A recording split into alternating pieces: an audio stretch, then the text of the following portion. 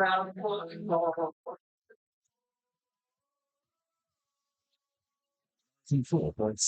Wickhouse.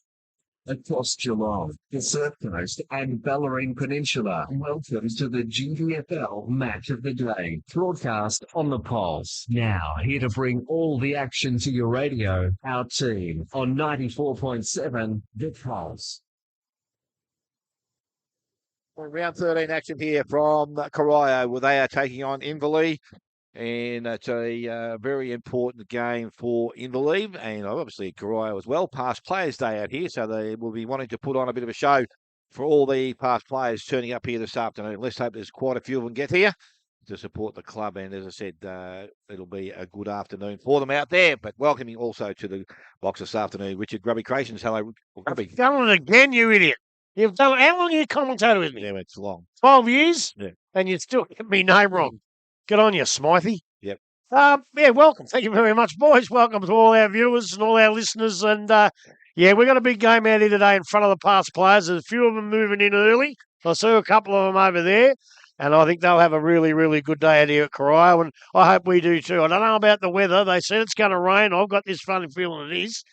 But it's a little bit windy and we might have to put up with the elements, but hey, it's a winter sport, and that's footy. At least the box is facing the right way here, Grub. It's coming from behind us, hopefully, if that's where it's going to come from. So we won't get anything coming in the front of the box. And also welcome to you, Tyler, still sitting in the chair. Archie not too far away back, is he? Or is he... Who knows, sure? Mate? Jet setting, He seeing the world, eh? might have been locked up overseas. Good chance, but should be a good day today. Got some tape over there. They keeping them in or keeping them out? Who knows? Yes, it should be a good game. As I said, I think they're expecting a few, aren't they?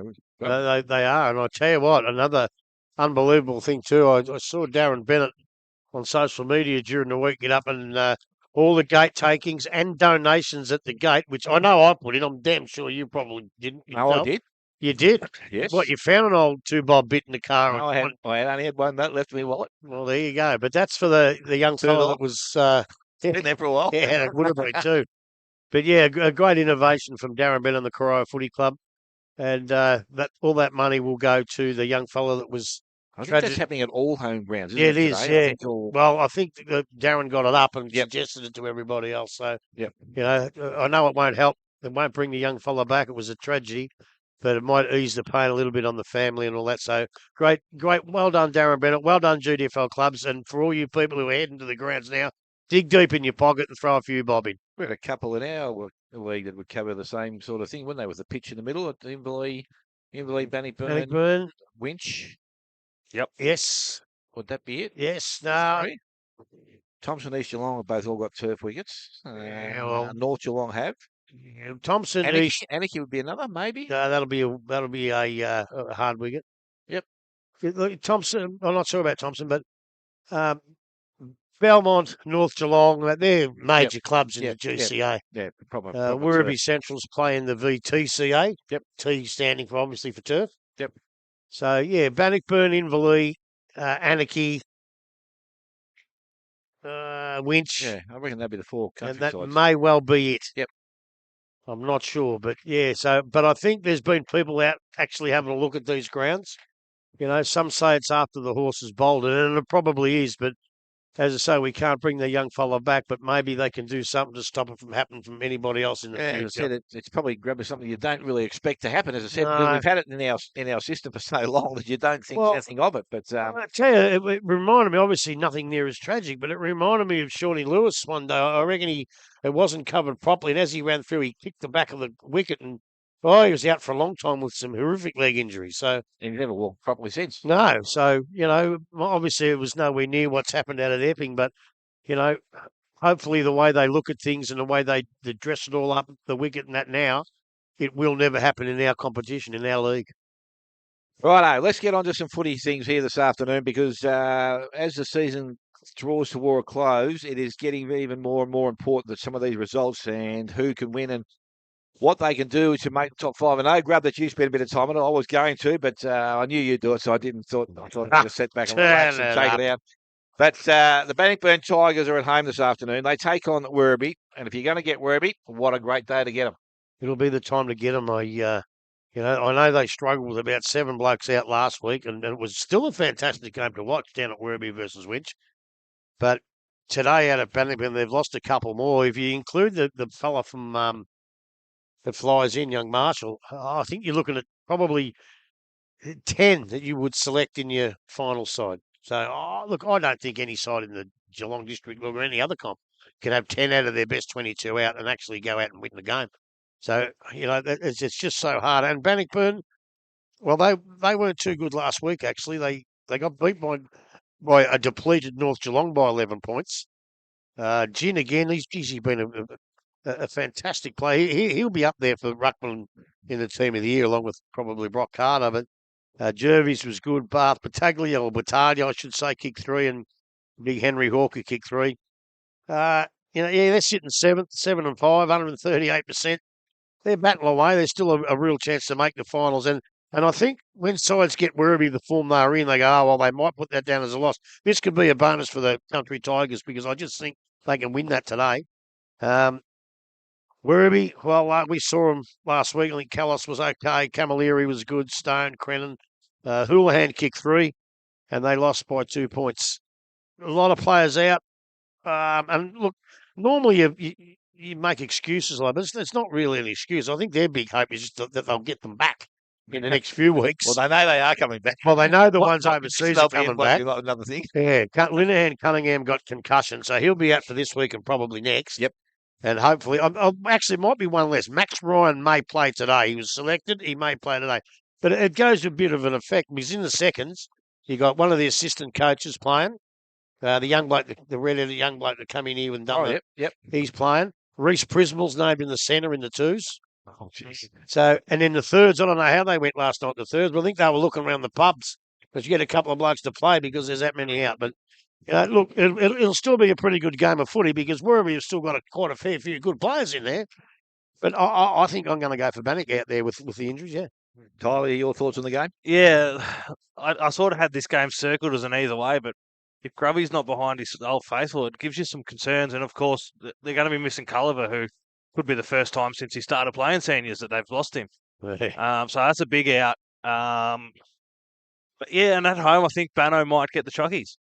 Yeah, I think they're, Werribee, as I said, probably the worst they've been all season. But Bannockburn probably now pretty close to being their strongest, I would think. And there's a couple of blokes in the seconds that would consider themselves pretty unlucky not to be getting the game. I think a bloke called Giddings has come back and playing in their seconds today. So he could be into their senior side in the next couple of weeks, which will strengthen them either further. As I said, they've got to stay sound, and that's part of the thing, and they've got to turn up with the right attitude. Otherwise, they might find themselves in a bit of trouble out there again this afternoon. But I think Bannockburn at home should get the job done. Just before you keep going, they're actually not quite at their strongest. I think they've lost one for the rest of the year. One of their recruits, who I thought was a very good player, Will Mack. Will, yeah. Now he looks like being out for the rest of the year. I think he did a knee. I think Ronnie said. I think I did speak to Ronnie during the week, and I think he said he did some knee damage. He actually, when I looked into the squad last night, I think he was actually still named, but obviously that's he was named. Oh, was he? He was named, but then I heard over there that he was out for the year. So yeah, okay. So that's a bit of a loss for them, but hopefully with the depth that they have got out there, they can cover that off. The next game we're going to look at is Thompson. They are at home this afternoon to North Geelong. As I said, both sides heavily depleted. Thompson put up a remarkable effort last week out at Inverleigh, and at one stage they probably could have nearly won the game. But had it gone a bit longer, that could have been the case. But do you see them having the same effect against North Geelong today, or is North Geelong still able to get the job done? You just never know. They're depleted, but that's a pretty big if. I mean, if Arnie was a bloke, she'd be uncle, mate. But yeah. I tell you, one of the form players of the competition and one of the best players of the competition, he's actually holding the Tommy Tigers together at the moment, is big Jordan Camp. I know he's playing in a ruck a fair bit. He kicked 4 last week, and he's just playing terrific football. He just needs a few more to come along with him. Blair, we saw against Anakie, was good. He was good again last week. Dixon's been good for the last few weeks. And the 2-point loss, as you said, could easily have been a win. But in the long run, it wasn't, and they just weren't quite good enough. They got North at home, and look, North were depleted almost as much as what Werribee are now. And we saw them at Winch a couple of weeks ago, and they just couldn't win that game with the players they had out. And not only that, it's always worse when you lose a couple during a game. because you don't get the chance to replace them with a like for like. So, they were struggling. I thought they'd go out with that depleted lineup and not win last week, but they did. They beat Bannockburn by 11 points, which is a magnificent effort. No multiple goal kickers. There was about 9 or 10 goal kickers for the day for North, which just shows that, when you're down a little bit, when you're depleted, you play as a team, and that's exactly what they did last week. O'Brien was good. Rory Desnoy striking a rich vein of form, actually. He's really coming good and playing some really good footy. And I tell you, it's great to see named in their best players. Billy J. O'Toole, how good's that? He's had it pretty tough. He put on a bit of weight, as we all know. He's worked as hard as anyone I've ever seen. And he's back in that senior side at North Geelong and in the best players. So well done, BJ. They'll give him a shake for a while, Thompson, but I think North might be just a touch too strong. Interesting to hear that during the week that North Geelong's ruckman was Mitchell Bibb. Right. And Jai Kenner. Wow. Yeah. Wow. Going up against Reece Shin, but talking to Peter Riccardi, he did say that the centre square being a little bit wet, like it was when we saw it 2 weeks ago, did help their cause. So, well, anyway, you can only go back in there and compete, and that's all you can do. And as I said, if you compete well enough and long enough, doesn't matter what you can do, but you could find yourself with a win on the board. Just on that subject, have you heard of any imminent return for the big fella in Davis? Not well. I did hear it was broken rib. I probably should have asked Peter the other day if it was. It would have been nice if you did your job properly. Yeah, it would have been. We got speaking about other things and that, but he was talking about just the game in general. Because I said, Pax played. He said, no, he didn't. He actually was concussed also, which again, I thought I'd seen him in the plus side. But what were you talking to him about? Just how you two blokes both played with Geelong? No. He played with Geelong. I just feel him. But he was good. He just spoke about just the way he went about the playing the game of footy. Pretty much. He's a good fellow, actually. Yeah. And he just said basically everyone had a go, and he said that's all we could ask of him, and it was just the way it turned out. It worked from. Your thoughts on this game, mate? Yeah, I'm going to go an upset for no other reason than I just think it might happen. I don't really have any logic as to why. I just feel Thompson had a good week last week. North are pretty depleted. Obviously, still no ruckman. Struggling in a few areas, and I just feel Thompson might get one up at home. It'll be very interesting to see who does go in the ruck, especially if Jordan Camp's still in the ruck worker there, as you said, Grub, because Mitchell Bibb, as I said, you can put these blokes in, but again, you don't want to knock them around too much because he's pretty important to their side as well. So it'll be an interesting game. Well, with Mitchell Bibb in the ruck, he's got a great leap. Yep. But you can only do that for so long, you run out of gas. So, you couldn't have him in there for long stints. And I think I might have a request after that tip from Tyler. When's Archie coming back? Can we give him a call and get him back today?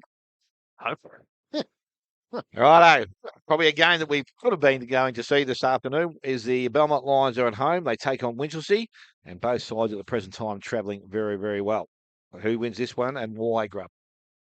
Well, this is a real tough one because, you compare them both against, say, the Werribee side. One beat them by 2 points, the other lost by 91. So you could look at that and say, how in the world would that happen? But I can tell you, Belmont, since that game, obviously have galvanised. And they're actually playing some really good football. They're playing their best football of the year, which even though it's still 6 or 7 weeks out, you improve on that. And the whole ideal of football is to play as well as you can during the year, but make sure you're playing your best football come August, September. And Belmont at the moment, they're heading that way. But what makes this game so hard to pick is so was Winch. Winch started off reasonable. They had a couple of ups and downs, but their last few weeks, they're coming good too. When we saw him firsthand last week, Primer kicked 6 and he was fantastic. He was unstoppable. The bloke who won the Wayne Tycoon medal a couple of years ago was back, as you know, Jordan Gould. And we all thought, well, here we go. He might win he's got a different role. He's out further at centre-half forward, and he's playing that role to perfection. He played a fantastic game last week, a great game the week before, and obviously unselfish because it means he's not going to kick his 60 or 70 goals for the year. But he might kick 20, but he might give away 30 and be a role in that cog. And look, I think Winchelsea are going really well. The bloke that straightens them up, I think, is probably the first bloke I'd pick in the GDFNL Inverleigh side, is Caleb Brown. He's only played a few back. He straightens up. He turns... Oh, look, I know the Parishes are fantastic players and you've got a few really good kids there, but Caleb Brown is the bloke that turns Winchelsea from a good side to a very, very good side. And as long as they can keep him fit, they'll always be a danger. Where do you play him, though, Grub? I know Anywhere you bloody everywhere. want him. Yeah, everywhere. You know, I'd try and keep him out of the ruck. And that young bloke, what was his name? Terrell. Terrell. He played very well last week. So you can use Brown around the forward line. You know, if you're not getting the footy much and a couple of the big forwards now, you can put him down back too if you want. Because he can play anywhere you want. And that's why he'd be the first I'd pick. Because of his versatility. Just a really, really good bloke, really good footballer. Hootsma back in the best. He's had a tremendous season, even though we haven't seen him. He's been in the best. Slorak's a good player. Johnson, Benny McPherson kicked another 5. So he's kicked probably 20 goals in the last 3 or 4 weeks. They beat Anakie by 86 points. And as you know, Winch beat Werribee by 2 points. It's at Belmont. Yes, it is. So I'm going for Belmont under a kick. Ooh, a close one. Yep. Tyler, can you see the upset? I'm not talking about an upset, but can you see Winchelsea troubling them at home? I can. I think it will be interesting. Obviously, we've seen Winch a bit, and what they've got that ability to get the ball out and show their turn of speed with the parishes. The Ruben James is another one. And even Ryan Williams are able to get it and get out into space and be really potent with their ball use. Obviously, Benny McPherson, you said he's kicked a bunch. He's sitting 4th on the leaderboard at the minute with 35. For me, I think Winchelsea will hold it in. But I think it'll be a much different game than we've seen the last few weeks with their potent run and carry. I think it'll be Taylor Brown, Grubby's man, could be an absolute game changer in close. And I just reckon this game, probably as I said, the ground itself suits Belmont for the way they play. But Winch, as I said, they have got a bit of dash and carry with the ball. As I said, Williams is a bloke that sort of impressed me the last couple of times we've seen him because he just provides that little bit extra body size inside the middle. So it'll be interesting to see where they go here this afternoon. Well, that'll help on Belmont's ground.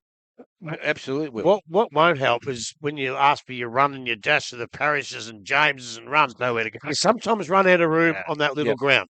And Belmont play it very, very well. So that's probably why I just shade that way. Yeah, I think I'm tempting to look at the Lions. I think they will win at home this afternoon. As I said, it'll be a very close contest. I don't know if it'll be anything to goal, but I reckon the Lions will get over the line out there. Well, Smitty, how would you be? Last week, you got Winchelsea sitting second. Yep. Against the top undefeated side. They win. Yep. And they dropped to 3rd. Yeah, pretty tough. But that's 2 Belmont, so they've got the chance, if they're good enough, to take it back today. Well, they get the opportunity, as you said, Grub, and that's it'll be an interesting result. We'll keep our eyes on that during the course of the day. The Anakie Roos there back at home. You two, I think you saw them last time at Belpost Hill. Yes, we did. And I think the teams might have changed. I know Anakie's side probably has changed since that point of time. As I said, still no Barter. I think he must be still overseas on holidays. So it'll be interesting to see when they get those players back if they make a difference. But I reckon the task might be ahead of them. So I don't think Belpost Hill will want to let this one go, Tyler. I reckon they want to win and win it strong to hold on to that position in the top 5. yeah, they absolutely do. And again, there's still 2 other teams on 32. They're sitting smack bang in the middle on 147. So they want to get their percentage up. And I think they will against Anakie. Obviously, out there, there'll be plenty of Anakie faithful out there supporting, but I do think Belpost Hill will get up and by a margin. Grub, I think was one of the Davies play there last week, or was he there last week or the week before? Who? Davey, one of the Davies. Wayland? Wayland's gone. He went for good, but I thought the other one was. Well, he might only be playing. Yeah, I think he did come back again. I don't know. So I'm not too sure, but I just think they've not the same side out. As I said, I think they need someone in the ruck. They haven't got that at the present time. They've got a bloke called Barter, which is overseas, which is unfortunate for them. And he's not back yet, is he? I don't think. Barter. Oh, I thought he was injured. No, I think he's overseas. He's overseas, is he? Well, he was injured, then I think he went overseas. Oh, okay. I don't know. What do you reckon, Grub, anyway? I don't know where they're going. Like last week, their best player was Howe. Oh, yep. And I think he's straight back out of the side injured. Oh. One of my favourites, he's out too, Sim. Them. Yeah, he's out too. And there was another one. I saw it on one of the things on social media. There's one more out too. I think Billy Whiting comes into the side. It's good to see him in. There's another good one coming in. Yeah, I wonder was his brother. No relation. Oh, there you go. His father is Bluey Goodwin, played at Lara.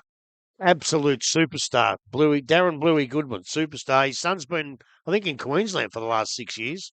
He's come back, so I think he can play a bit. But I don't know where they're going. At the start of the season when they lost Bosley, we all said, well, if you can find a ruckman, and Moylan was doing the job okay for a while, but we thought if you can find a ruckman and you got Barter and Dalhouse down forward, there's Bosley's goals. But unfortunately, they haven't really found a ruckman all the time. Barter's not playing. Dalhouse missed, 5, 6 or 7 games? Yep. And all of a sudden, they can't make the finals. They put up a magnificent effort 2 weeks ago against Werribee in front of the past players. And you would think maybe, hello, have they turned the corner? They went out last week to Belmont and got beat by 86 points.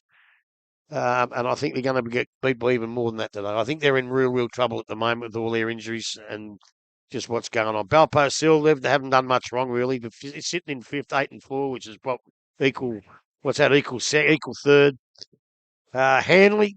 Hanley started off the season good, and he's just got better and better as the weeks have gone on, and he's a class player. He was in their best. Saunders, I like. Norman.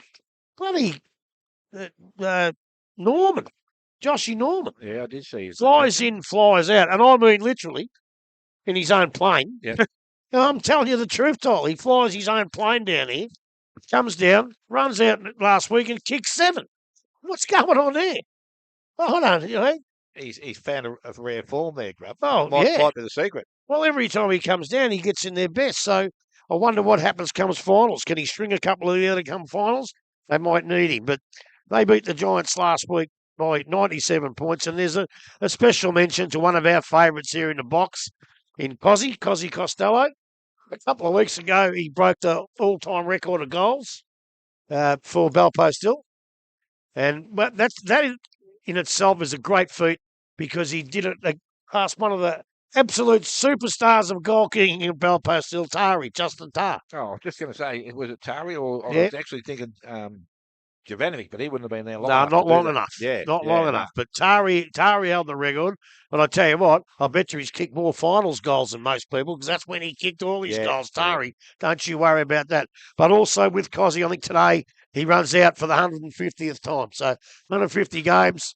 Leading goal kicker, Belpost Hill. Well done, mate. Good luck to you. And Belpost Hill by the length of the straight for me today. A young kid, Toby Osborne. I wonder if that's Brett Osborne's son. Don't know. Yeah, I reckon it would be. Oh, well, I'm not saying it would be, but I reckon there'd be a fair chance that he would be a relation of some sort if he's at the Hill. And we wish him all the best also. So, yes, I'm in agreement. So I think Belpost Hill win this game. It might take them a little bit of time to shake off Anakie, but I think once they get the upper hand, that could turn a little bit ugly for them. And I suppose the last game of the round, before we discuss the Corio Inverleigh game, is the Giants at home. They take on East Geelong.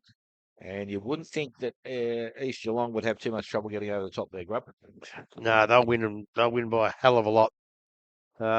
We talk about Jordan Cam at Thompson kicking for. Well, the big fella now is going to have to take over because at East because it looks like Zach Smith will go to the doctors this week and find out whether he has surgery or not.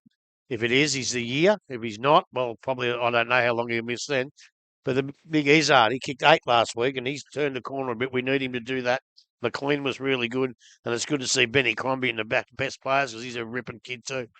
Look, Corio, they beat Corio by 101 points, which is, I think they're on target to win by even more than that today. Mm-hmm. The Giants, 0-12. Croft. Fraden Mitchell still getting a kick there. He was pretty good. Hannah, but I also did see on that same site, Jackson Collins out today.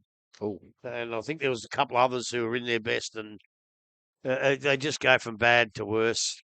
I think Clarkie's got all sorts of strife. I don't know if he's starting off for next year, but you'd have to have a real good look at what they can do and where they can go from here. But I think they'll get beaten maybe by a mammoth total. They might be hoping for the biggest rainstorm of all time to keep the scores. Otherwise, I think East will win by a lot. And East knowing that it's so close at the top that percentage, you've got to get your percentage against these sides. Yeah. And I tell you what, Ned, he's smart enough to realise that. And I reckon they'll be out today. And it's a good ground, West, to kick goals on. Tyler, can you add anything to what Grubby's just said? It's going to be a bad day at West. Obviously, they've got a lot going on across both leagues with their coaching staff, etc. Yeah, I don't think it's going to be very enjoyable out there today for them. Grub, just a question. If Zach Smith is out and he's gone for the season, I know you take out a quality player, but does that then make them a little bit more unpredictable with their forward move? Like, he was pretty much a go-to. Even though he's of his size, he was a good leader of the football. He used to get players up the ground and then turn them around and get behind them. But does that change the way they play a little bit? Would they then put Steele as a permanent full forward and use him there, or would they go for other options just to change things up again? So I don't know what options they're going to go for. That's up to Ned and their coaching. Whether it's they're better off, I'm not sure, because he's not leading anymore. He would have been leading the goal kicker. He was 2 in front. He had 2, and then against Corio, he probably could have kicked a few there. So he would have been. So they're getting the goals out of him. But I know where you're coming from, because the times that we've seen him, they've actually kicked it to him when he was not in an advantageous position, and they thought, "Oh, that's him. We'll kick it to him," and it's made it so hard for him. And I just think now, whether it be Steele or whether it be the big fella Izzard go back down deep to full forward, there's more options open. You get the ball and you go, right, I got him, or him. It's not just let's go to Smith. And I thought they were doing it wrong. Now, I don't know whether Ned said, no, we don't want to do that, but they were doing it the games we saw, and it was wrong because, as I say, they had the footy, they had control of the footy, and they were losing the footy because they were kicking it to blokes when 2 blokes were on him. Yep. Right? So, and you're right, he's a very, very good player, but I think now, I don't know if it's any better for the goal kicking, but they will change it, and I think it will look better because they'll use different options. Yeah, and you're right. That's where you come I from. reckon it obviously you don't want to have a bloke like that out of your side. No. It provides them with an option now to have a look at maybe somebody else that might have been playing midfield or back that they can swap in there and just change things up for themselves and see how things work, and just maybe push him back to the pocket where he sort of played a little bit of football as well and might take a game. Well, that would be the optimistic way to look at it. Yeah, I think. Yeah. It'll be a bonus when he does come back, if he comes back, and that'll be obviously found out within the next week or so. So let's hope for his sake and East Geelong that Zach Smith can get himself back on the track and get him back there quickly, because, as I said, he is good to watch when he's on fire. And as I said, when he comes to St Albans, he has played there, so he would be a very important cog to them at that time. You're missing one other point. One of our friends who sometimes comes in the coach's box is going to be absolutely heartbroken. Oh, yes. He's probably already heard about it. Yeah. Maybe that's why he's not here today. That's why he stayed away for another week over in England or somewhere. Yes. All right, gentlemen. The game here this afternoon. The Corio Devils, they are at home, as I said. Past Players' Day here, and that may be an indication that might just drive them a little bit harder to get themselves up and over the end today. But Inverleigh, very, very important from where they sit. They can't afford to drop too many more, and especially this one here this afternoon. Grub, how do they do it? I'm talking Corio. Can they do it? Or is Inverleigh just going to be that little bit too good? Well, normally I would say, look, Inverleigh too good. Corio try, blah, blah, blah, blah. Same every week. But I just think Inverleigh's form against Thompson last week really worries me. They absolutely needed to give Thompson a hiding and get that percentage, which is going to be so desperately needed, and they couldn't do it. 2 points at Thompson. Look, you've got to give Thompson a lot of credit, which I've already done, but it just sets a little bit of an opening for Corio's side, who will be out. As we saw Anakie a couple of weeks ago, they were what? They were 9th or 10th, playing an undefeated side, and they could have won. Should have won. And they hit the front in time on period. So can Corio do that? Look, I don't think so, but the chance is there. The chance is definitely there. A couple of their players that we've seen that we like and played pretty well last week. Young Savanka, Leroy Savanka's young fella. Jack Hall's a good kid. Gibson, Evans. The 2 blokes we like was Shoebridge. I think he won the Hotham Hotel voucher. What's the other kid's name? McMahon, was it? Yep. So look, they've got some good players. They just haven't been able to cover the multitude of really, really, really good players that they lost. Herschel Carr in would be a He's back again, which is, that's fantastic to see him. And let's just hope he puts on a show for us in front. He's the type of bloke that can put on a show in front of the past players for you. He's got that ability. But you look over at Inverleigh, as I said, they obviously didn't play that well last week against Thompson. Young Bacon managed 6 and Dixon kicked 4. Donahue, Lovey, Grundle, Filet. They're the old stages, aren't they? They're the ones that you need to play well, and they're the ones you need to probably to make the difference here today, and I think they will. But let's hope that Corio, as I say, in front of their past players, give it everything they got for a while, keep it close, and who knows? You keep it close, your form's not great, you panic a bit, and miracles can happen. Casey Meehan back into the side. I'm not too sure where he's been lining up, but I know his mobility is not like he wants it. I know he would say that himself, but still an important player in their side if he can get himself super fit. Well, I think his importance in today's game is going to have nothing to do with the scoreboard. Yep. His importance is to, as you just said, there's 6 or 7 weeks to go to finals. His important part, if they can make the finals, see, and we'll discuss this. I don't know if we're going to do it this week or next week, but they'll win their next 3, and then they'll got 3 good sides. He has to be fit for at least 2 of them, and then finals if they make it. That's why he's playing today. I'm going to go for Inverleigh, but I just hope Corio can really give it to him for a while. Tylo, I suppose the important cog again, it was important to have the key forward up forward, and Mason Dixon for Inverleigh is that player. He needs to obviously not stand up in games like this, but obviously games right through the course of the year, and needs to be getting his 4 and 5 goals every week. But Bowie Collins, I think, believed his wife had a baby last week and missed the game. He's back in this afternoon there. Oh, did he? Yes, upset. Hey? Yes, upset. Took the day off. Probably, well, you never know. I don't know what the circumstances were, but at least he's back in there this afternoon. But Mason Dixon, as I said, just going back to him, he's pretty important to this side. Very important. I believe leading goal kicking. Oh, no, sorry. I think he's 2nd or 3rd in the goal kicking at the moment. Obviously, with Bacon in as well now, though, it does take a bit of pressure off him there. Grubby stole pretty much everything I had to say. But for Inverleigh, for me looking at it, they've got a pretty strong team in, obviously. Grundle, Poodle Wilson's back in today. Dixon, me and Plant, Filet, exactly what Grubby said. Their priority today is to get out of this unscathed. If they can keep all 22 back in the rooms together fit, they'll be very happy. So, yeah, Mason Dixon sitting 3rd on 40 goals for the year. But, yeah, Bacon can contribute as well. Obviously, last week contributed heavily, but I think if each of them can kick 3, that's a great day. I think they've lost Warren. He's overseas. He's gone overseas. Young, who else has gone overseas? Can't think now. Someone else has gone overseas as well, but I can't get on top of my head now. Remember who that was? Oh, Finn O'Keefe is the other one that's overseas too. So those 2 blokes would be pretty important back in this side. But again, not so much today, but in their games leading up to the finals, I'm not too sure when they come back or how long they've gone for. But it just seems to be a reoccurring event that every time we come to a ground that someone else has headed overseas and taken some break. Grub, the 2, Jalen Bingham, is he the youngest of the 2? I think so, yeah. Okay, so he's obviously got a good football upbringing. So the glasses on at the moment, he looks a bit younger. Yeah. Can you see him really short, can you, mate? That's giving you a good idea. They're not a real big side either, Corio. Although, now, I have said that. We've said that before. We've walked out past them on the oval before one time, and they all tower over us. So their size won't be the concern. And we said Herschel Gibbs, he's going to need some support upstairs to kick some goals. Who?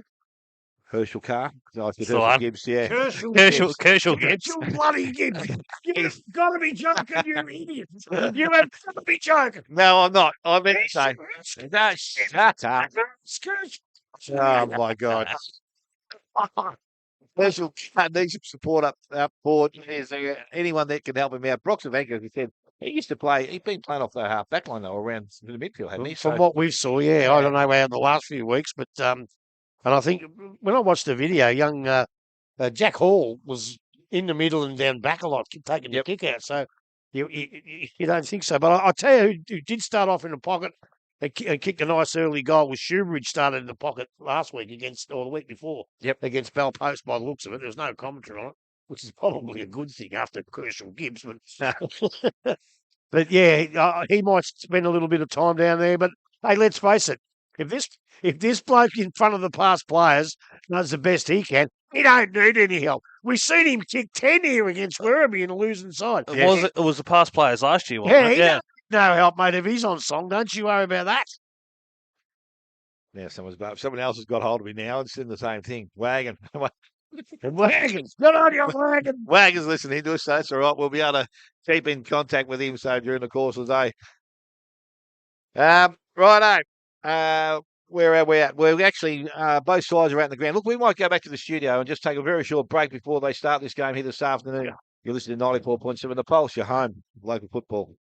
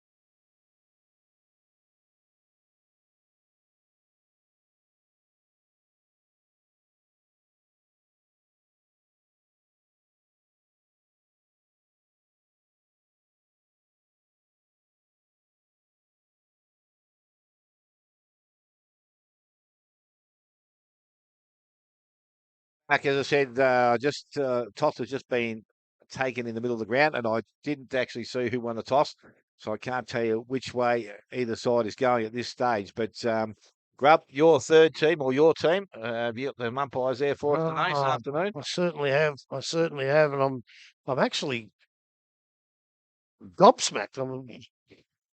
I can't even find it now. Where did it go? Talk about something else. I'll have a look at it. I can't believe this. Righto, I will. Tyler, what we're going to talk about? Oh, sorry, I got it. Yeah, I knew you'd find it as soon as I said that. No, I haven't. I lost it. There it is. There it is. What we'll talk about is the wind, or you're right to go. Well, no, we're right to go. The umpires today is Toby Sargent, who I don't know, Timmy Ellis, who I don't know, and one bloke who I do know, he last year had a run of form umpire the seconds at Bannockburn, Scotty Penning. When they told me, I thought they were joking, but I didn't realise that he'd become part of the umpiring fraternity. I thought he was the vice president of the Geelong District Football Netball League, but obviously he's got a fair bit of experience, and I did watch him last year a few times, and he does a pretty good job. I think it might be on the back of getting Paul Carson into the umpiring fraternity, who did a terrific job the game I saw. So, yeah, Scotty Penning's the other one. Thomas and Alex Newster, Harley Young, Kobe Wright and Chase Newman bring up the umpires today. Well, there you go. So, as I said, it's Inverleigh just milling at the Melbourne end at this stage. I'm not too sure. Jack Fire just speaking to them, but Corio still just going through their warm-up. Before they start, I've got to do this. I've got to do this. Get it ready. Out at Werribee and Bannockburn today, as a bit of a memory, they're going to play a tape of the 1999, which Bannockburn and Werribee Central was played in, of the national anthem sung by one of our greatest friends of all time. Give it a bit of a quick play, will you? Rejoice I reckon that had better do. That was the late, great Dick Philpott.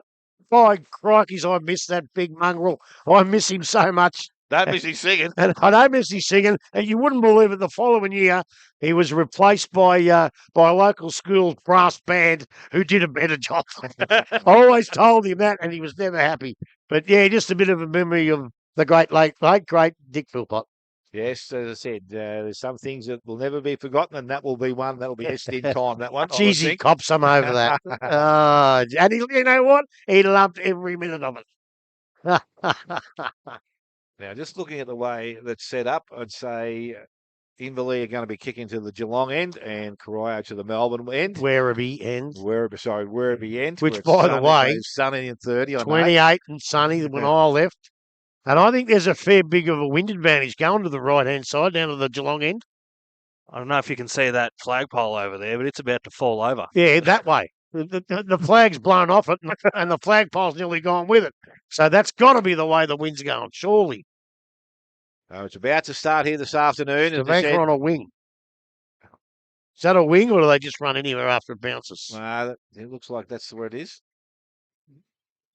Josh Viney's starting out this side, which is unusual. And in the middle of the ground, obviously Zach Plant's going to be in there working out. Haberfield's one. But got crook calves, you know, he told me. Yeah, well, he said if he gets in there in the middle of the ground, he might be the best place for him. The ruck contest goes up, ball comes out. Plant, the first one to get the handball out the back to Love. Goes sideways across the ground towards centre wing. Sharrock can't take the mark out there on the far side. He's tackled. He's brought to ground. Did he have a chance to get rid of it?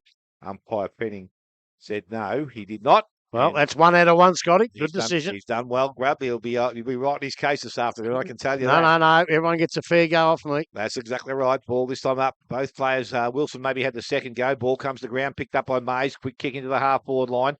And it's going to be coming back the other way now because that was Manning that picked the ball up there, but it ends up with David Peel, goes into the forward line. Nathan Dixon couldn't pick it up at ground level, but it's going to be cleared away out there by Jelinek. He goes towards the boundary line. Has it gone over the boundary line? Won't matter. I think it has. Won't matter, because if it wasn't last touch, that would have been deliberate. It is. It's going to be a kick going to Inverleigh, and I just can't see who it is at this stage. I've lost my chair as well. Number 2. Don't sit down. Don't sit down, Dale. Josh Viney. Josh Viney's kicking the ball back in. That's to change the shape of the ground. And grab where we've got a bad angle there. The ball into the goal square. I tell you what, has that been touched? It's been pushed Doesn't through. matter. And it is through for a minor score. So Inverleigh have got themselves on the board with that minor score. We'll put it down to Josh Viney. So it went straight through. And it'll be a kicking out now at fullback. Jack Hall, as you said, Grub did it last week. It looks like he's that designated kicker coming back in the ground. So he's got to go club room side and steady handballs outside. Put his teammate under a little bit of pressure, but the ball goes quickly out towards centre wing. Mark is taken out there, and that's by Evans. So Evans in between centre wing and the half back line for Corio.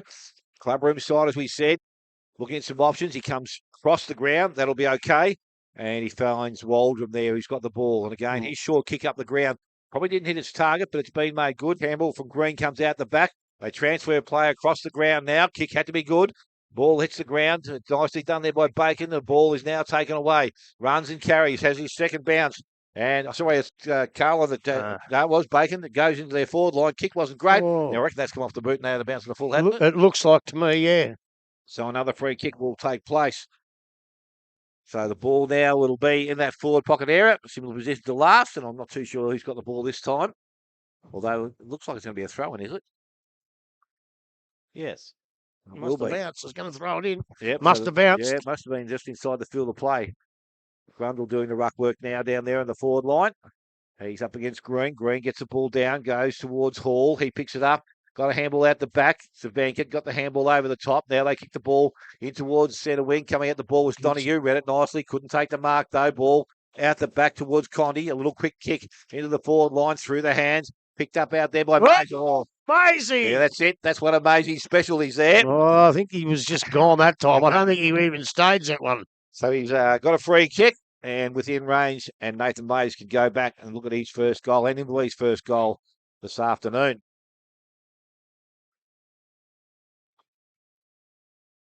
So from about 45 out, almost directly in front. Hello, it's a 50-metre penalty. I don't think it's going to make any difference, does it? Although he did miss, did he? So it's must have gone over the mark. Free kick will go to the goal square, and this will make a certainty of it. Oh, he just got that over the top of the man in the mark's head. So Inverleigh now to 1-1. They lead Corio, who are yet to score. We have gone 3.5 minutes. Buckley's Entertainment Centre, first quarter scoreboard. Well, he must have went over the mark, but the controlling umpire didn't pick it. Scotty picked it up from forward pocket, so he must have went over the mark. But he's missed the goal, and all of a sudden gets another free kick. So you've just got to do everything right. If you're down the bottom of the ladder and you're playing a side playing for the finals, you've just got to do everything in your own power to do it right. I can see the big chief Lenny down the back. He's not too happy with it either. Not too happy at all, Lenny Henry. Wilson and Green this time in the ruck. Wilson doesn't go up. Green gets a tap down, then picks up his own work. Gets a quick handball off to McMahon, who goes with forward kick. Just falls short of his target, but into the hands of Ash now. Unable to clear it up, so into the hands of Inverleigh. McIntosh gets the hands out. Plant in tail of the ball. Gets it out the far side. So Corio now pushing into the forward line. Going to be Ash with the kick. High kick, long and deep for Carr. Just uses his hands, gets his opponent just out of the way, and takes pretty much a basic chest mark. He's going to be pretty much straight out in front, kicking from about 45 metres here. I say it every week, but it's how footy's evolved, isn't it? They just allow it these days. Like years ago, they wouldn't allow that, but they allowed it, and he knows they allow it, and that's why he did it. So here's Lenny with a trumpet. So you walking in now, be kicking from about 40. He needs to give it a bid. It's going to be into the wind here. So down goes the ball, and forward she goes. She's pushed it just a bit wide, so that's going to take Corio to 1 point. Inverleigh at 7. We are 5 minutes into the first quarter. Forward to you, Bob Buckley's.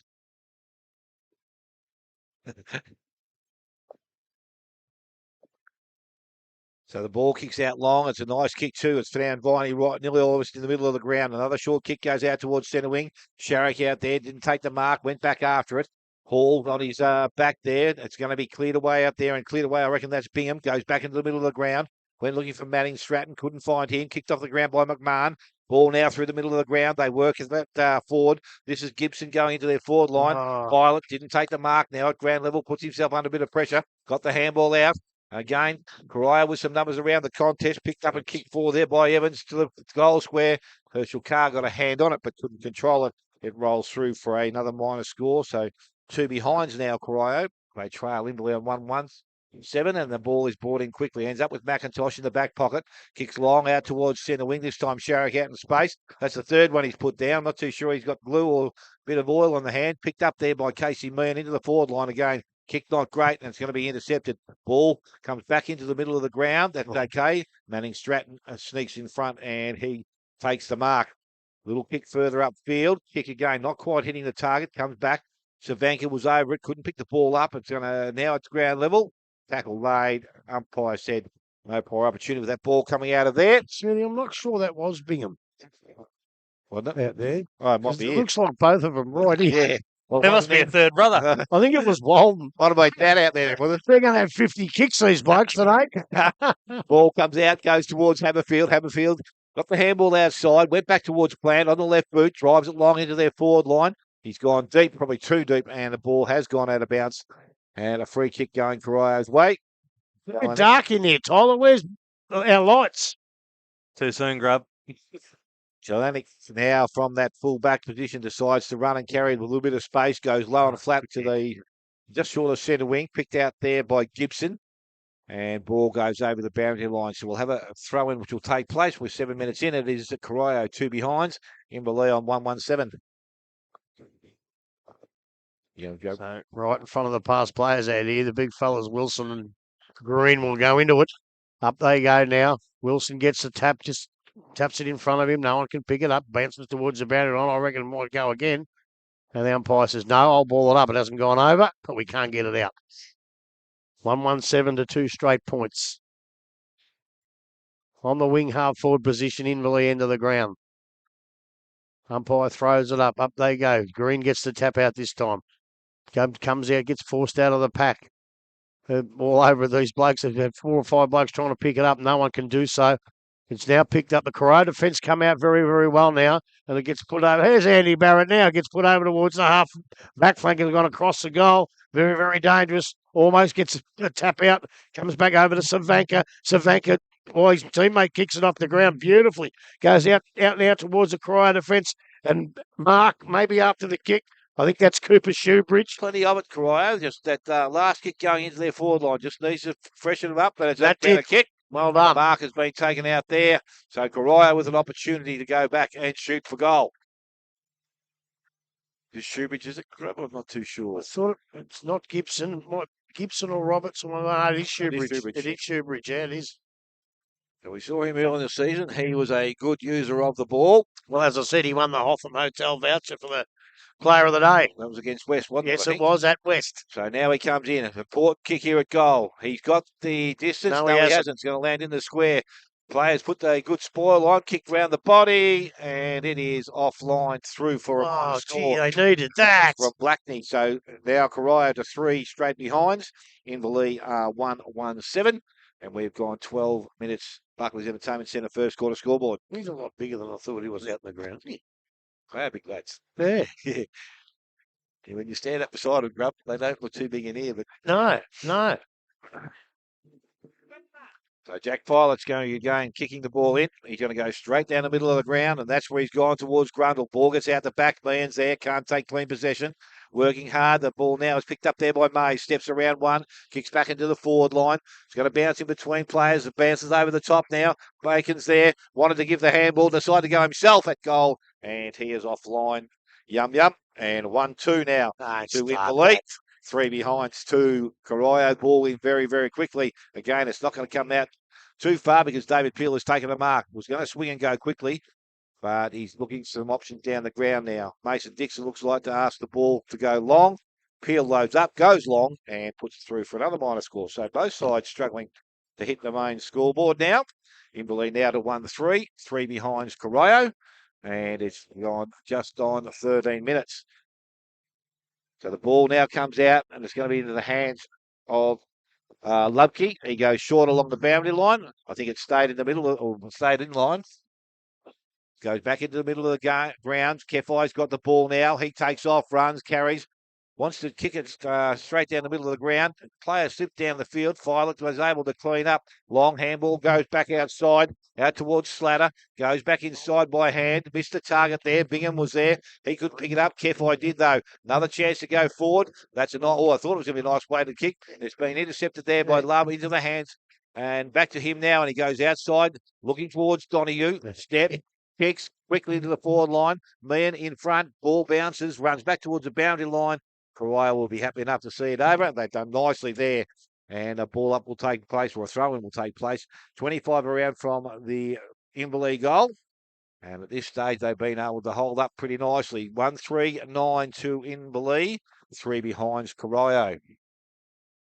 Ball's thrown in now. Far side of the ground. Forward pocket. Mays gets to the ball first. Tries to pick it up. Pretty much taps it across the boundary line. The umpire says, I'll throw it. Now he's going to give a last touch against. Well, I thought Mays touched it, but he's got the free kick, Mays. Puts it in towards the centre half forward position. But a good strong mark taken by Short. Short comes out now. He comes out towards, I think it's young Jalen Bigham. Gets around his opponent, but falls. Kicks it over to Lubke. Lubke. He passes it on now. Corio come out of their defence well.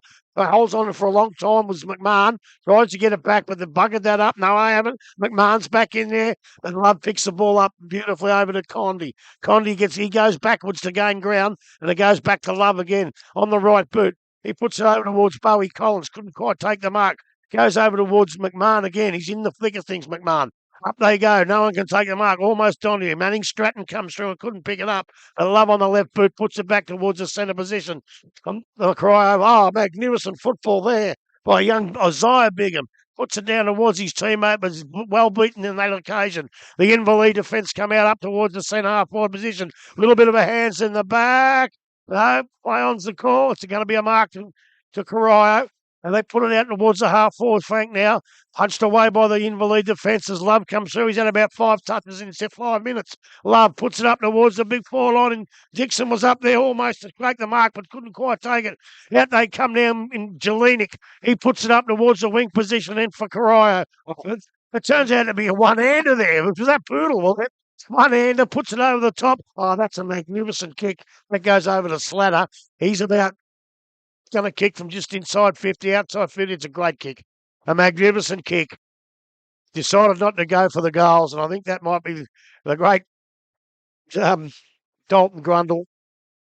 Takes the mark, good lead, good kick, and Grundle will line up now from about 30 metres, almost directly in front.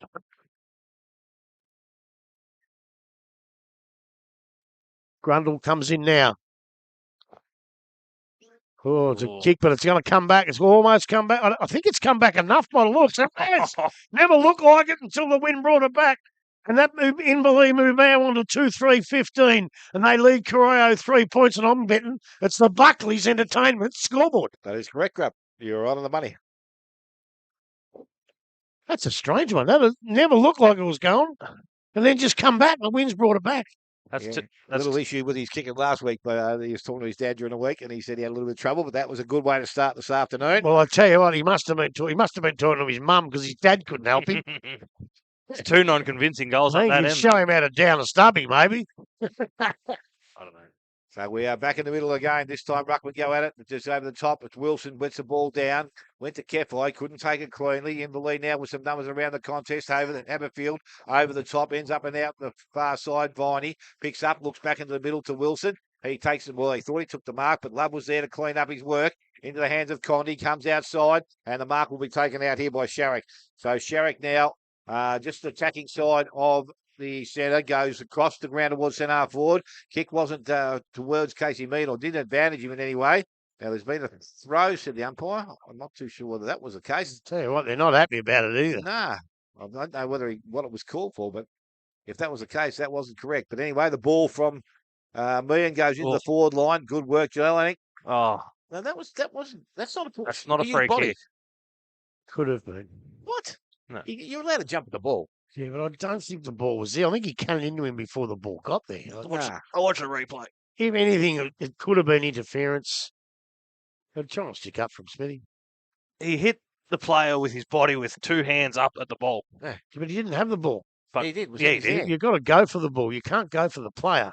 I think he near on touched the ball. Anyway, I agree. I don't think there was a free kick there either, but Mason Dixon's going to have a shot for goal. Well, I'm not sure either. I just want to present a case. Yeah, no. Mason Dixon steps up. Umpire stands and looks straight back over his head, and it is a third goal for Inverleigh. They now move to 3-3, and Corio won 3 behinds. 18, almost 19 minutes gone. Buckley's Entertainment Centre first quarter scoreboard. Yeah, look, I know it's hard. You know, when you're struggling, you've only won the one game. You're playing a side that needs to play finals or wants to play finals, and you're actually keeping up with them. And around the ground, generally, it's been pretty good. Then all of a sudden, you get 2 free kicks that, well, you blokes reckon they weren't there, and they get a goal out of it. So, you know, you just got to put your head down, you bum up, and you got to keep going at it, because I know they weren't happy with the free kicks, but you got to put your head down, as I said, and get the next one and get it down and kick a goal. Back in the middle now, Wilson and Evans in the ruckwork this time. Wilson first jump, gets good tap out to plant onto the hands, unable to clear it. Down into the hands of Haberfield though. Wrapped up quickly, again by Evans. So Actually, Bergen in there, mate. As I said, I didn't know myself. yeah, that's all right. So Bergen able to get body on. He's got a free kick for a hold or a push of some sort. So Wilson will get the free kick, and that's 50 for not standing.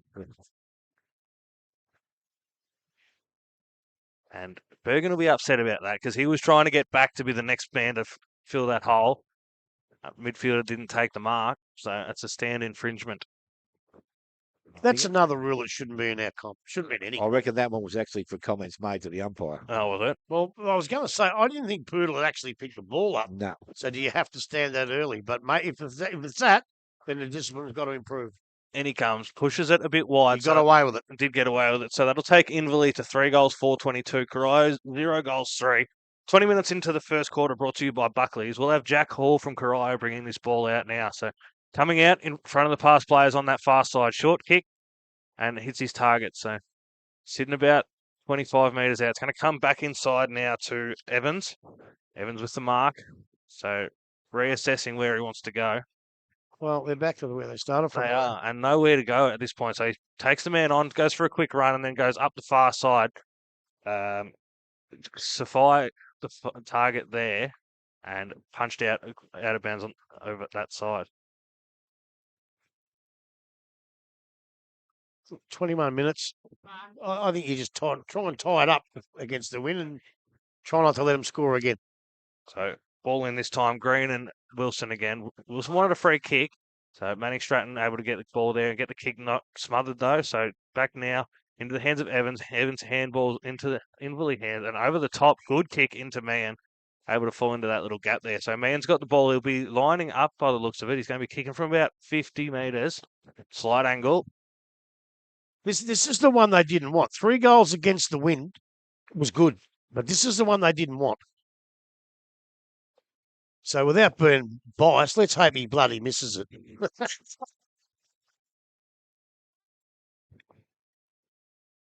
So in he comes now. Boot the ball. He's got the range. No, he Doesn't missed have it. the accuracy. See, what they've got to do now is tie it up. Tie it up a bit. Don't go from end to end to end to end because you make too many mistakes doing that. Try and keep the damage at a minimum and give yourselves a chance. Jack Hall goes short now, and the mark has been taken out there, and it's from Gibson. So he's just done to slow things down. Umpires ask him to play on, so he goes another short kick, which will be okay. Mark's taken, still inside the defensive 50, but they've been able to maintain possession. Again, they're going to continue down that far side of the ground. Kick went out towards Kepai. Ball's allowed to run there, so they've been able to win possession. The handball come back inside. It was missed there. Stoney went after it. Kicked it down towards their half back line, but it's picked up by Ash. Wants to get back on the left boot. Did so. Kicks into their forward line towards Blackney. Takes them on. A kick towards goal. It's going to run, and it's going to be just through. How handy would that have been? That would have been a very handy one. Ball behind. 2 of them were goals. They've had some chances. That one probably not a great one, but ball now goes out towards Collins, over the top towards McIntosh. McIntosh has got the ball just outside their defensive 50. Chips the ball back inside. Okay to Plant. Wants to go and play on through the middle of the ground. That's where he goes. Viney in some space by himself. Ball comes through his hands. Savanka's there, but Viney wins it back. Well, thought he won it back, but it's Savanka that emerges with it. They end up with the ball, bringing it back outside, and the mark will be taken out here by Clyde. Clyde goes quickly in towards Carr, and he's taken the mark.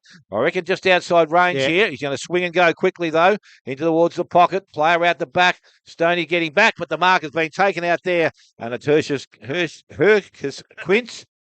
Got to get that out quickly. And he has taken the mark and about 15, 20 metres out from goal. 45 degree angle. Got Herschel Gibson, Lucas Quince, you idiots. So he's going to come in now and kick the goal, we would hope. And from about 15, 20 metres out, chips at it, goes across the face, and he has missed everything altogether. Ball has gone out of bounds, and the throw will take place. You want to hope those 2 blokes don't get too much of the footy. He's not getting the you're in all sorts He's just going to be called the Quince now. Yeah, you're in all sorts of trouble.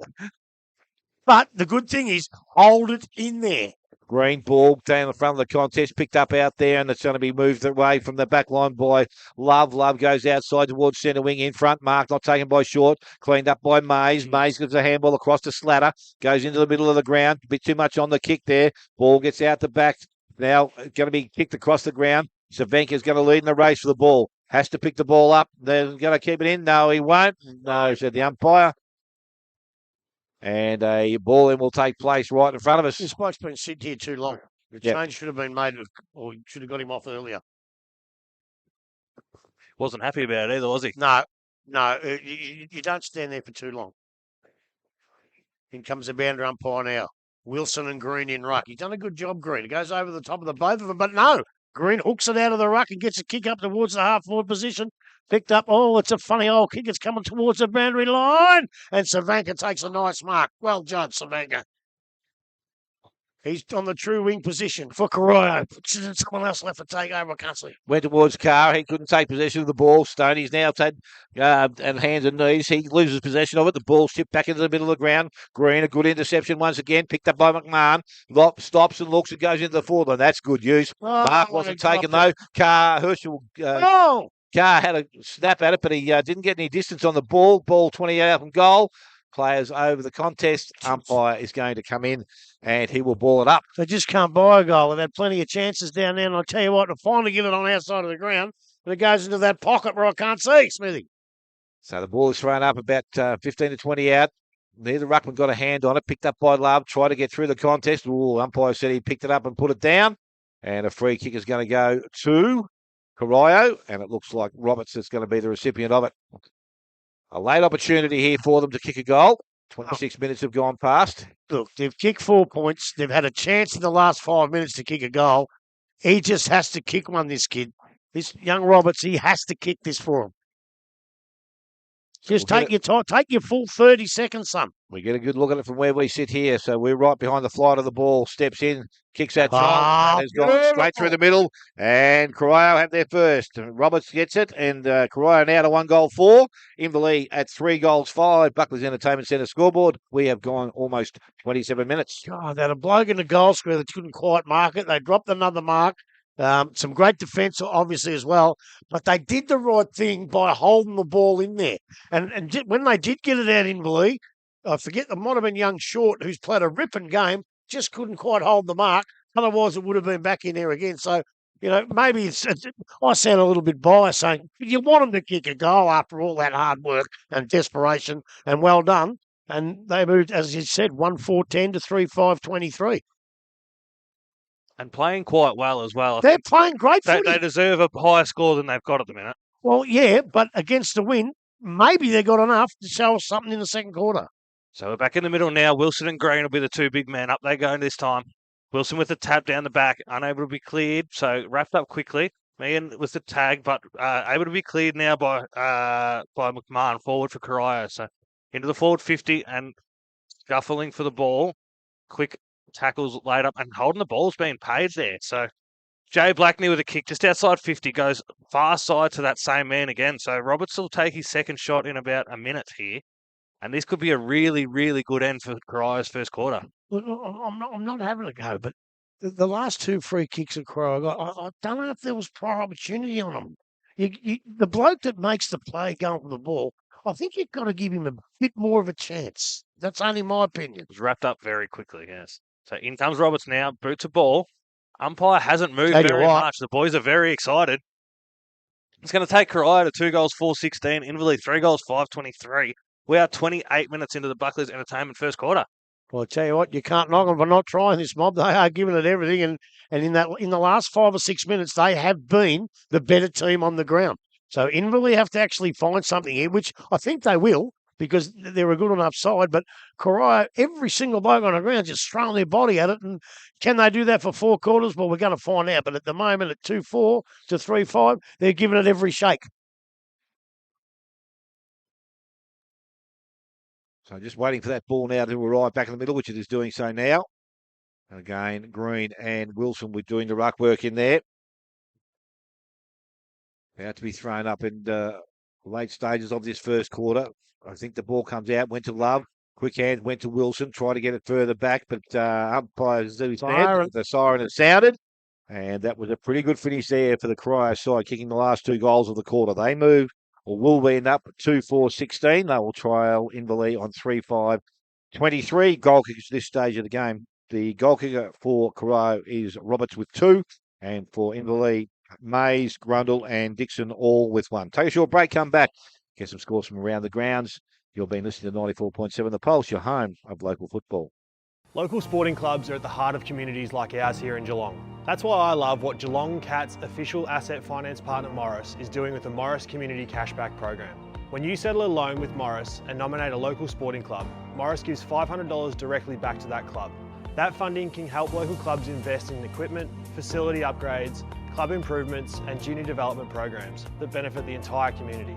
So if you're thinking about financing your next car, truck, trailer or even a boat or caravan, you'll be supporting your local sporting club at the same time. Because when local businesses support local communities, everybody wins. So this week, let's back the Cats and back our community with Morris Community Cashback.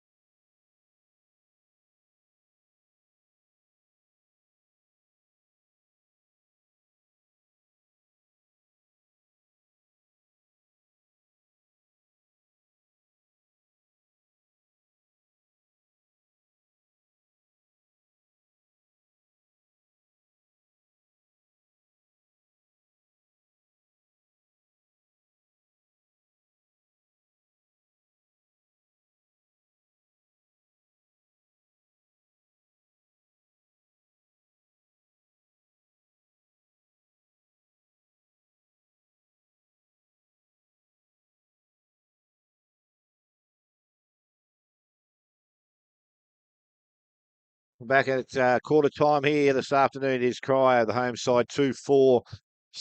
They trail Inverleigh on 3-5-23. We believe that Inverleigh may have been kicking with a breeze, but again, not being out on the ground, it's probably a little bit difficult to work out way, Grab, because it's blowing all over the place. You get a breath comes in the box here and then it's blowing elsewhere. But from around the grounds, I can tell you that Thompson are 2-1-13. They trail North Geelong on 3-4-22. Belmont Lions 2-2-14. Trail Winchelsea 3-4-22. So I say 2-2-14. Oh, that's what I meant to say. Anakie 1-2-8. Trail Bellpost Hill 4-4-28. Bannockburn 4-2-26. Lead Werribee Central's 3-3-21, and obviously there's a game tomorrow between Geelong West and East Geelong. So at this stage, that are the scores that we've got. He's kidding himself. The Inverleigh coach is trying to speak. And Lenny Henry's walked right into their huddle and blown his trumpet about 4 times. Never seen anything like it. Yeah, look, that was a great quarter of footy. That's what you come to footy to see. Look, when I walked around the ground early this morning or this afternoon, the wind nearly blew me over down there. That is the kicking end of the wind blowing. Don't worry about that. And Inverleigh had the advantage. They were 3 goals before they kicked their first 3, and you thought, gee, they're going to kick 7 or 8 here. But by crikey, did Corio hook in and have a fair dinkum crack. And that was all across the ground. You know, Blakeney was okay. Gibson and Roberts were both good. Manning Stratton at the bottom of the packs. McMahon, Shoebridge, Hall. Ash was good. Savanka. Short, I liked. They're all in there having a crack. And Inverleigh, I thought Stoney was okay. Mays looked dangerous up there. Wilson's probably winning in the ruck. Love, probably the best man on the ground for mine. Dixon looks also dangerous. Plant getting out of the centre. Look, a really, really good quarter to watch. The whole game, I think, rests now on this next 10, 12 minutes if Corio have that breeze. If they can use that and kick some goals. And remember, and it's only my opinion, but if Inverleigh do not win this game today, I think they're done. Or I think it's too hard for them to come back. They have to win these 3 games and maybe win them well. Yeah, and win 2 of the last 3. Yep.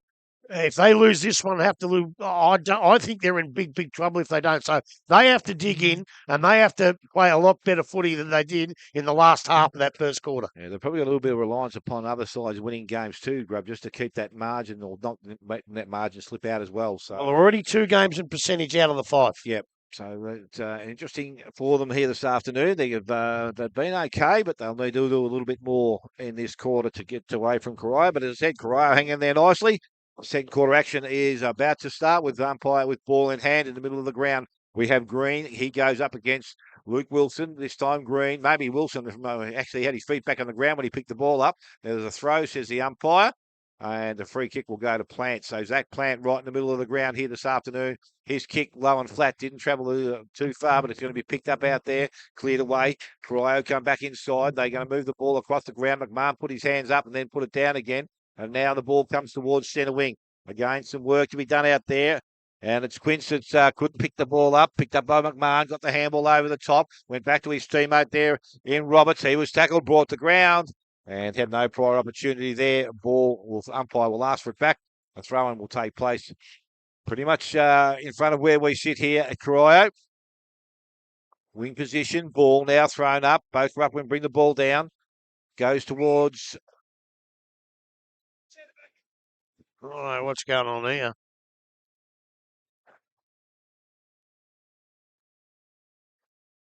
Your lips aren't even moving. Yeah, no, they look pretty good. Ball now is picked up and cleared away, and it goes back towards McMahon, goes back in the middle of the ground. Mark not taken out there. It was by Slatter.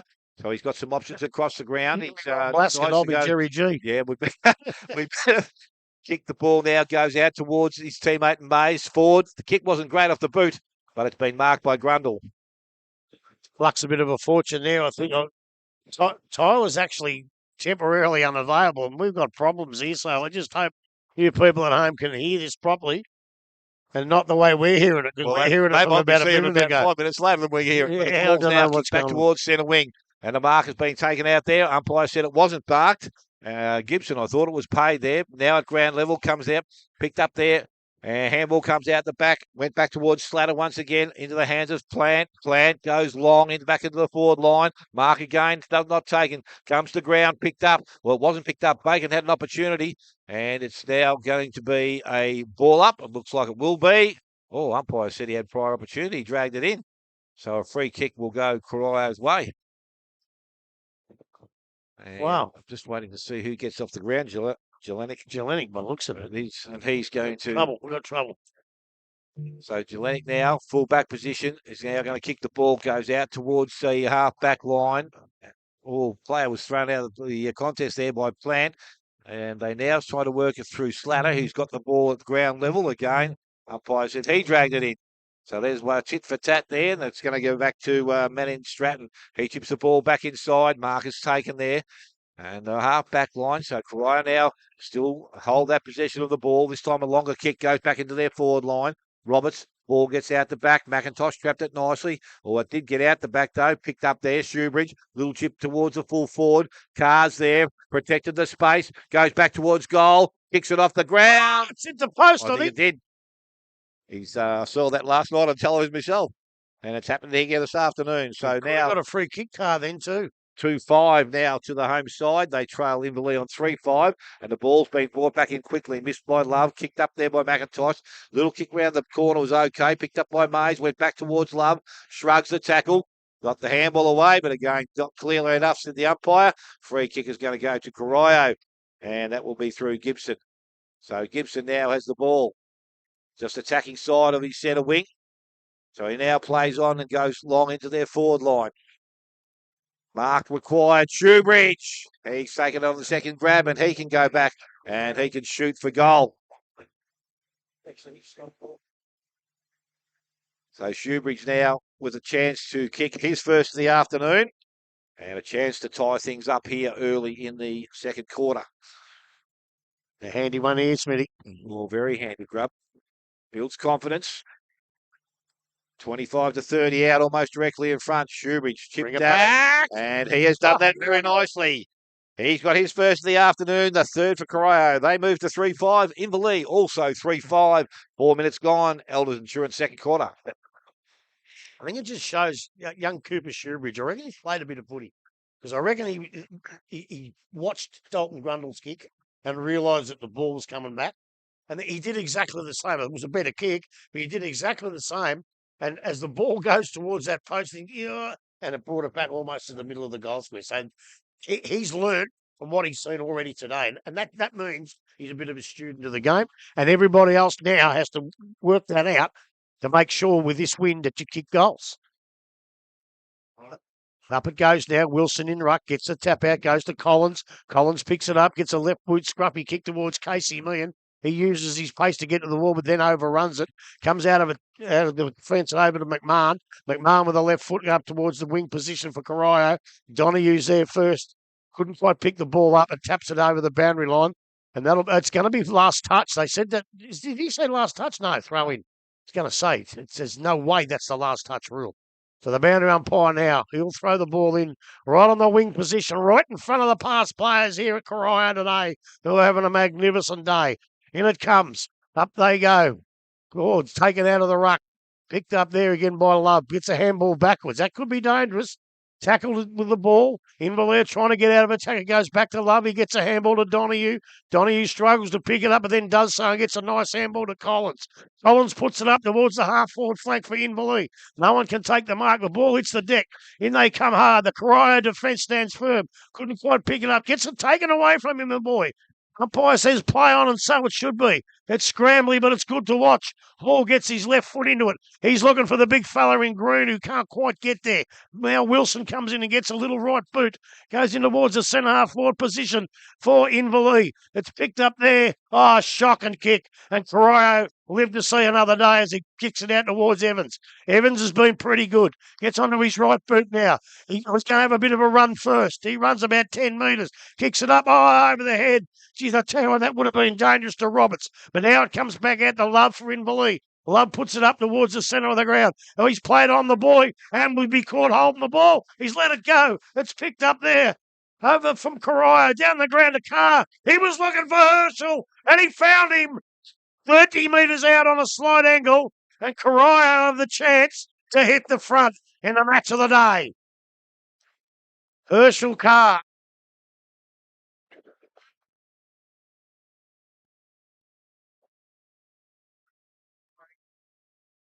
I think Bacon was a bit unlucky there in the middle. He was a little bit. He marked it just off the ground, but the umpire didn't think so. Yeah, I'm not sure what it was, but Herschel Carr now has the opportunity for the Devils. In he comes, lines them up. Umpire did not even bother moving. He said, Herschel, that's as straight as it can be. And that's a beautiful goal to Herschel Carr. They move on to 4-5-29. Inverleigh 3-5-23 on the Elders. Elders IXL, you can't beat them scoreboard. Yes, that was a good finish. As I said, some hard work up the ground, and they needed to be able to finish the work as a result in the goal. Herschel Carr's got his first of the afternoon, and that is a pretty good. So, ball now back with the umpire in the middle of the ground. Wilson doing the ruck work. Green also in there, doing a pretty good job against Wilson. Just competing. Again, hands on it. Manning Stratton just tapped a little bit further afield. They're coming through. Bingham got the handball out, but only as far as planned, into the hands of Wilson. He drives the ball back towards Moore. Went up one-handed, didn't finish off the mark. Ball comes out. That was some good work there from Short, but he got it out, picked up down by Viney through the contest. He did that also nicely outside to Mays. Mays goes into the forward line. Kick was going towards Dixon. Didn't quite get the distance. Picked up by Hall. Want some options? Actually walked out of over the boundary line. A throw in to take place forward pocket area.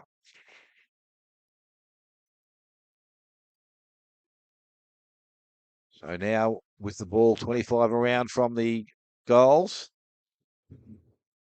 It's going to be thrown in now there. Picked up out of the ruck contest. Went outside to Clyden. Clyden further afield. Outside. Picked up by McMahon. I've lost him in the box here. Picked up by everything. Short. Short's gone outside. Ends up in the hands of Moore. Moore handballs over the top. Ends up in the hands of Mays. Runs the boundary line. Gets round one. Screws the ball back. Didn't have the elevation on it. Picked up by Jelanic. He now delivers the ball long. A little bit of dash. He does that a fair bit. Out wide, but the mark has been taken out there. And Wilson has the ball. Wilson, little chip up over the top. Goes to Love. So again, wants to go. Wilson on the overlap, but he decides just to hang on to the ball. Looks back inside, short chip, will be okay. Mark taken out there by Carlon. You haven't parked this van very well, mate. I can't see this corner. Carlon now kicks long into the forward line. Grundle back with a fly, hands up, takes a great mark. You go back and look at his second if he wants to. You know why? We need a TV here, which we always use. What happened to that TV here?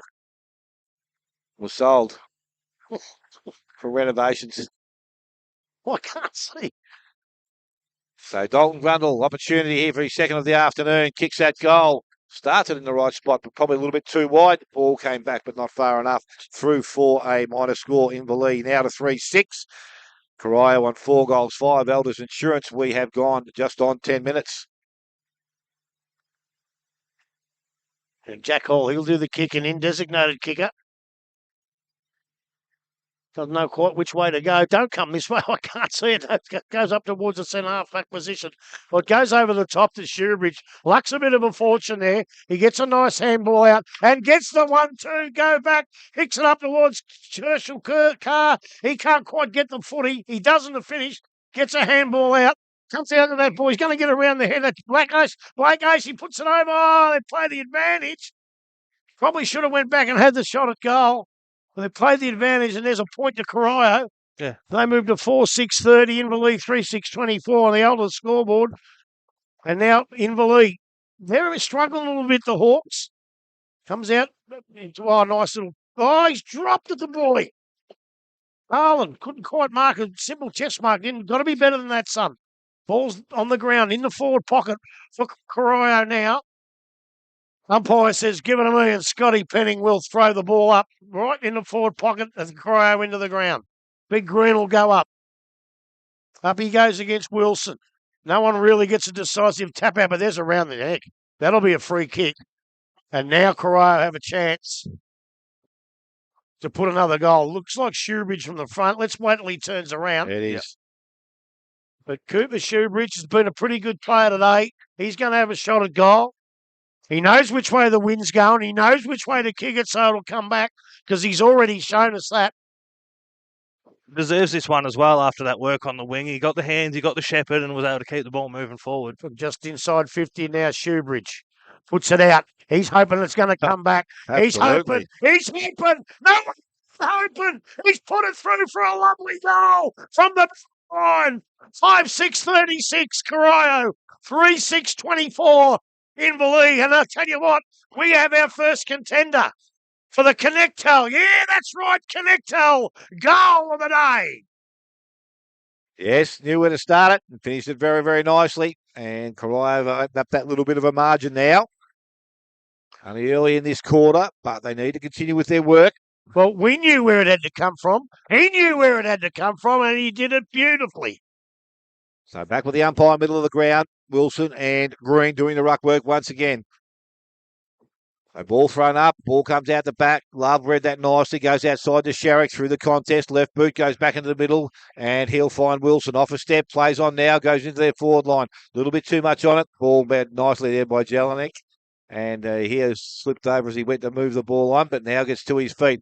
Runs and carries and goes long, back over the centre of the ground. Donahue comes out, didn't try to pick the ball up, just kicked it forward into the hands of McIntosh. McIntosh went back, and that was kicked out there by Haberfield. Free kick going the other way, and it will be moved forward there by Gibson. Goes out long towards the half-forward line. Had a lot. That was a nice way to kick, but unfortunately Mark wasn't taken out there. Picked up by Filet. He's tackled, brought to ground, got the handball out, said the umpire.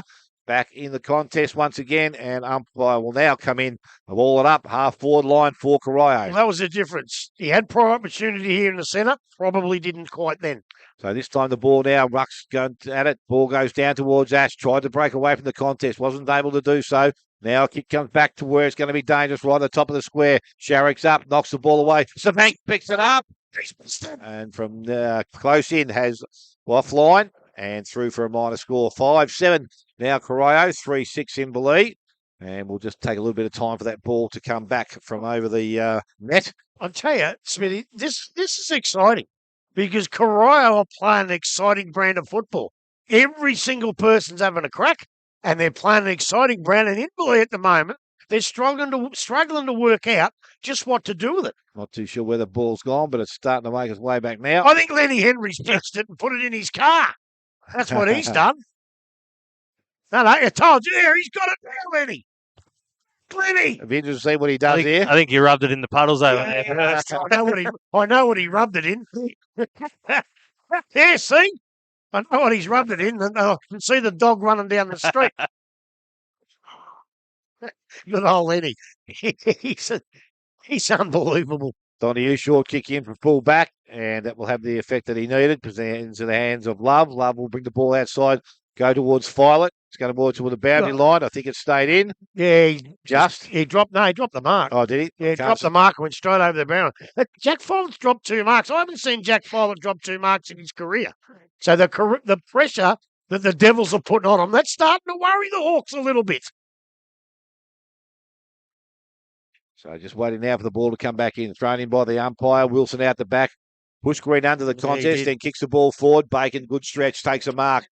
Wants to move on quickly. Once again, little short chip goes towards his teammate, and Dixon went through there. Jelinek was there. Teammate got his hands on the ball. Walden outside. It goes to short. Back to Jelinek. Now along the boundary line. That's a good lead up. Mark should be taken out there by Bergen. So he's now got the ball. The defensive side of centre wing goes up over the top. Went looking for his teammate. Roberts' ball gets out the back. Picked up. Well, ball wasn't picked up out there by Plant.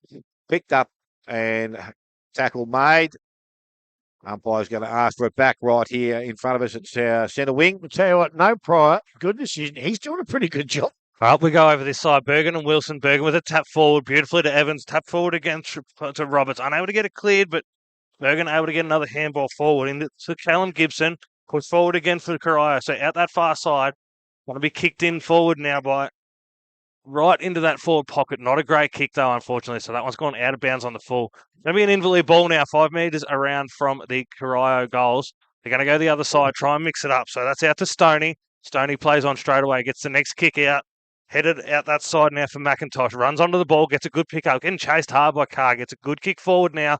So that one's going to go out that far side to Savanka. So, but taken out there now by Inverleigh. So brought back inside to Violet. He's grabbed that one for you, Grub. That's Bacon. So, it is Bacon, sorry. So, I guess the next kick forward. So, right into the forward pocket out that side. A great kick. Well weighted there to Dixon. So, puts Dixon up in that forward pocket. And just be going for his second for the day. So, very tight angle. Will he go around the corner?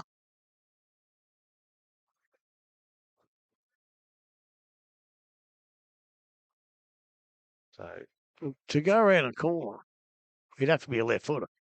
Well, right footer.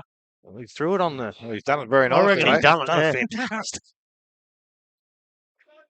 So he threw it down and put that one straight through. So it takes Inverleigh to 4-6-30. Corio 5-7-37.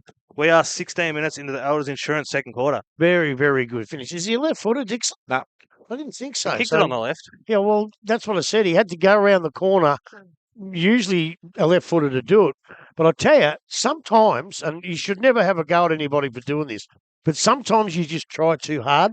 And that mark right out in Corio's forward line that Inverleigh took, the Corio bloke tried that hard that he overran it. In that situation, let him mark it. Let him mark it and make him go back behind his mark. But he ran across him and he played on and they went down the ground without Corio pretty much touching it. And it all goes back to that. Just let him mark it. Make sure he has to go back behind his mark. So back in the middle once again, ball thrown in the air. Bergen was in there. Ball comes out the back and again running onto the ball. McMahon trapped it very nicely. Mender goes in the right boot. Kicked into his teammate. Went backwards a little bit, but he's able to go back and collect it. Collins dives on the ball. Ball comes out and again Collins up over the top. Picked up, but Corio were able to bring the ball towards Sharrock of Inverleigh. He goes back into their forward line out in front of Dixon. That was going to be a hard ball to get out of his hand because he was up in the air. Once he jumps, you're looking at a fairly big target. Jelenic gives away height most days, but he's competitor. That's what you want. He's giving a fair bit away today. And so's that bloke is a Bergen winning the ruck. Yep. He's giving away a foot and a half. So now we've got Mason Dixon. A kick of about 40 metres. For two in a row. Yeah, probably the best side to be kicking from, actually. He allows just inside the left post, I reckon. Comes in, kicks that goal. Starts it there. It drifts across, and that is also another nice finish there. Mason Dixon now has his third. Inverleigh their fifth. It is 5-6. Inverleigh 5-7. Corio 19 and a half minutes gone. Elders Insurance second quarter. I think I said it. It may even have been Anzac Day when we had Inverleigh. You just got to admire a bloke that works at his craft. When Dixon first came in, he was marking it like Alex Jezelenko, but he was kicking it like Dale Smith. Fair dinkum. He couldn't hit anywhere near it, and he's worked and worked and worked, and now he's a magnificent. We've just seen him kick two magnificent goals. He must have worked on his kicking, and he's become one of the safest shots in GDFL football, I reckon. So back in the middle we go once again. Ball from that ruck contest comes out. It's going to be Love that taps the ball through. Hall got in his way. He taps the ball back. He needs support. He's got some out there. It's going to be held up, I think. Players are now diving on top of it. And there will be a ball up. And that is just outside the cricket area. And Inverleigh's attacking end. And it's going to be taking a ruck contest. Oh, you got to throw that up again, up. We went up anyway, but Bergen able to grab that one and run, but racked up quickly. Holding the ball paid there. Interesting call. So Mays has got the kick now. It's gone far side out there for Donahue. So able to grab that mark now. Coming back inside towards Plant. So Plant in front gets that pretty much play on call, not far enough. So next kick out to McIntosh and forward from Plant again. So we've got a bit going on here with the umpire. So he's going to bring it back into the middle. So it's going to be a Corio ball now. So weighing up his targets, goes deep to the danger zone. Out on his own almost. Unable to get there, though, unfortunately for Shoebridge. So had the space, but just couldn't quite make that one work. A ball in, ball in now, just around from the forward pocket for Corio. So Wilson and Bergen again, the two big men coming through here. So Wilson in front position, able to grab it out of the ruck, not able to do much with it. Manning Stratton now with a handball, quickly through to Gibson. Moves that forward to Shoebridge, gets a kick right into the danger zone. So Great defence. Put Stoney there with a punch. Handball back into play and taken, not quite over the line, but tunnel balled that one. So it'll be a rush behind there. He's only got to have done it that way, but for Corio, yeah. Grade 6 tunnel ball. Lucky it didn't lift off the ground. He might have been in trouble. well, he could have been in for throw, yeah. All right, so Inverleigh coming out of defence now. So kick long down to the broadcast side. That wind's put a bit onto that one, pushed it out.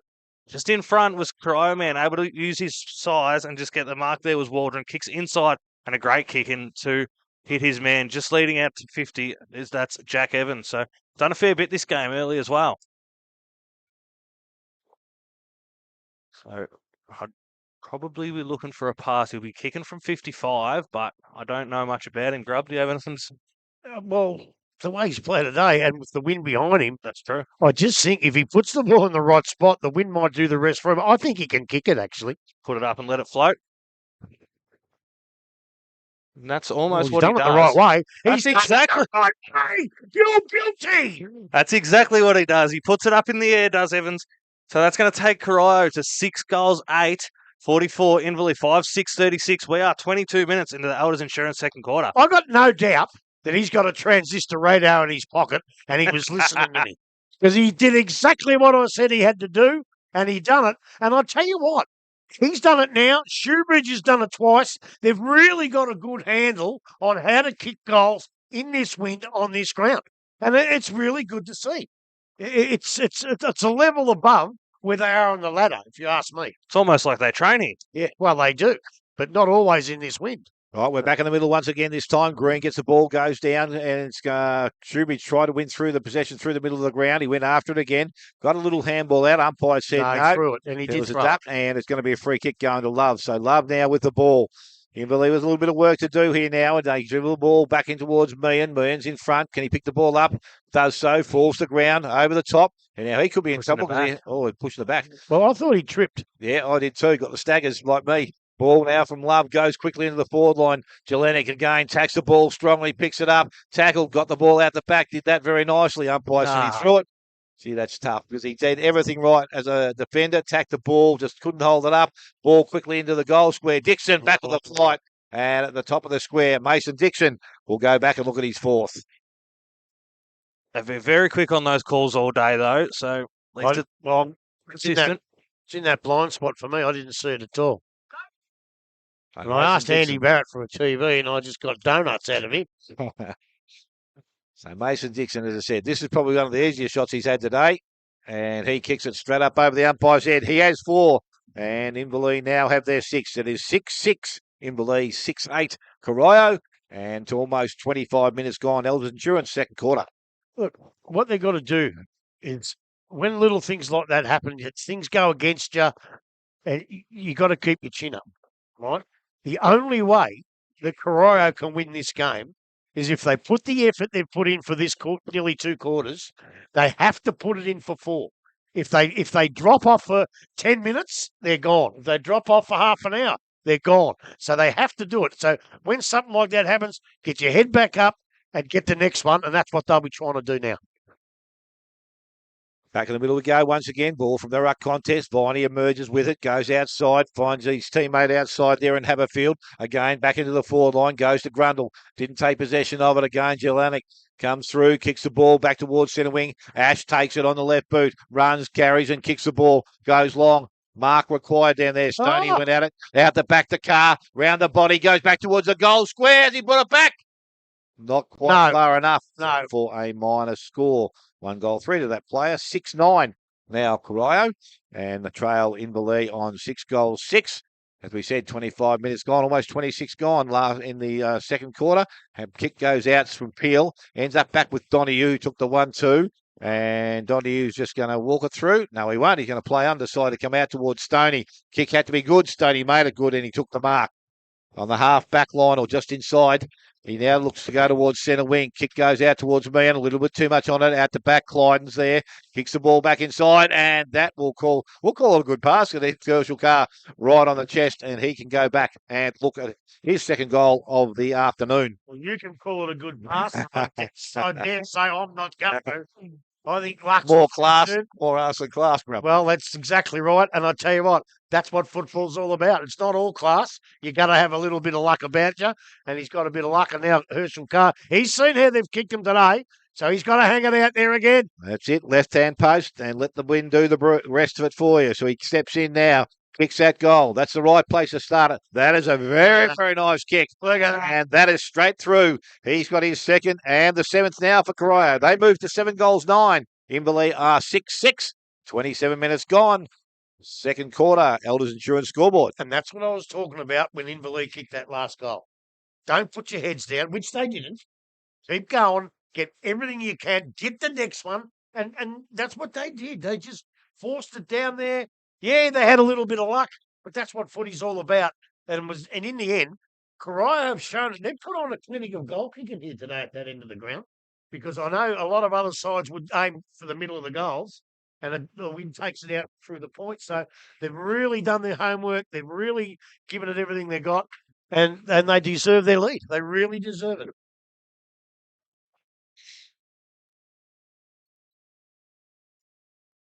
So Corio up by 9 points now, just to confirm. We're 7-9-51, Inverleigh 6-6-42. 28 minutes now into the Elders second quarter. Ball just coming back to the middle now. So going to be Wilson and Green in the ruck again. Up we go. Wilson with a jump. Pretty even tap there. So it comes down to Collins. Able to get the clearance actually now. Second touch, grabs that, gets that kick. It's going to go out, and it was a bit of a spin of that one. So he picked up now by Hall. Comes out through Hercus Quinns. Gets the kick out. Plant able to turn that one over. Get a quick handball out to Love. Love to Filet. Filet with a kick inbound now to Wilson. Well spotted and unable to take the mark there. So running into the forward line now. Looks very dangerous here for Ash. Turns, unable to get the Good kick. smother. Great smother there. And then wrapped up again by Casey Meehan. So almost a goal saver there for Casey Meehan. Great smother. He paid a throw. Paid a throw. Okay, so be Bacon now with the kick out of defence. Comes this side towards Plant. So he weighs up his options. He's going to go forward, not towards Dot, but just goes shorter of that one. So marked there by Collins. Collins forward to Dixon. Mark definitely there. So he's well outside his range here. So we'll take a lead up option. Corio have zoned that defence pretty well there. So pushes far side for Meehan and unable to, well defended by Corio. 2 or 3 got there. Meehan goes through like a raging bull, throws it on the boot, but just falls short. So marked there by Lubke. Kicked straight out. Not a great kick. Kicked cut off there by Inverleigh. Turned around. Bang. That's an absolute beautiful goal. Poor defence there by Corio. Takes Inverleigh to 7-6-48. Corio 7-9-51. Not one you want on the 29-minute mark of the Elders Insurance second quarter. Well, yeah, it's not one you want, but it's one inevitably that you're going to make. You're going to make mistakes. And that's what I said before about when you make mistakes, you get back on the bike and you get the next one. And that's what Corio have been doing. That's what so impressed me about him today. Yeah, he made a blue. He buggered it up. But you're going to do that all the time. So, back in the centre now, the big fellas are there. Big Green and Wilson. It's been an epic battle, actually. It's a very close battle. Umpire comes in now. Says to him, don't come behind me. Up they go. Wilson gets it, but no one really gets a proper tap out. No one can pick it up. Collins is in there trying to do some work. Taps it on front to Plant. That was a good tap out to Plant on the left boot. It's going to work here because almost a mark, free kick, whatever you want. And that'll go to Inverleigh. In there, forward 50. Looks like Dalton Grundle from here. And probably just manhandled as he was trying to take the mark. Fair free kick. And I think if he didn't manhandle him, I think he would have taken the mark. So Dalton Grundle now. Kick from 40. Maybe a touch more. Against the window. Take a nice kick. And here comes Dalton. Puts the boot into it. Umpire moves across. They all move across as the siren sounds. And they get a point there. Inverleigh. And they go to 7-7-49. And they trail Corio 7-9-51. On the Elders, IXL scoreboard.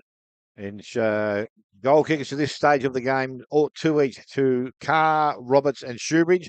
Jack Evans has 1, and for Inverleigh, there's 7 goals. 4 to Mason Dixon, 1 each to Mays, Grundle and Haberfield. We're going to take a short break, come back. And Grubby will let you know what Corio will need to do in the second half to make sure they win this game of football. You've been listening to 94.7 The Pulse, your home of local football. Local sporting clubs are at the heart of communities like ours here in Geelong. That's why I love what Geelong Cats official asset finance partner Morris is doing with the Morris Community Cashback Program. When you settle a loan with Morris and nominate a local sporting club, Morris gives $500 directly back to that club. That funding can help local clubs invest in equipment, facility upgrades, club improvements and junior development programs that benefit the entire community. So if you're thinking about financing your next car, truck, trailer or even a boat or caravan, you'll be supporting your local sporting club at the same time. Because when local businesses support local communities, everybody wins. So this week, let's back the Cats and back our community with Morris Community Cashback.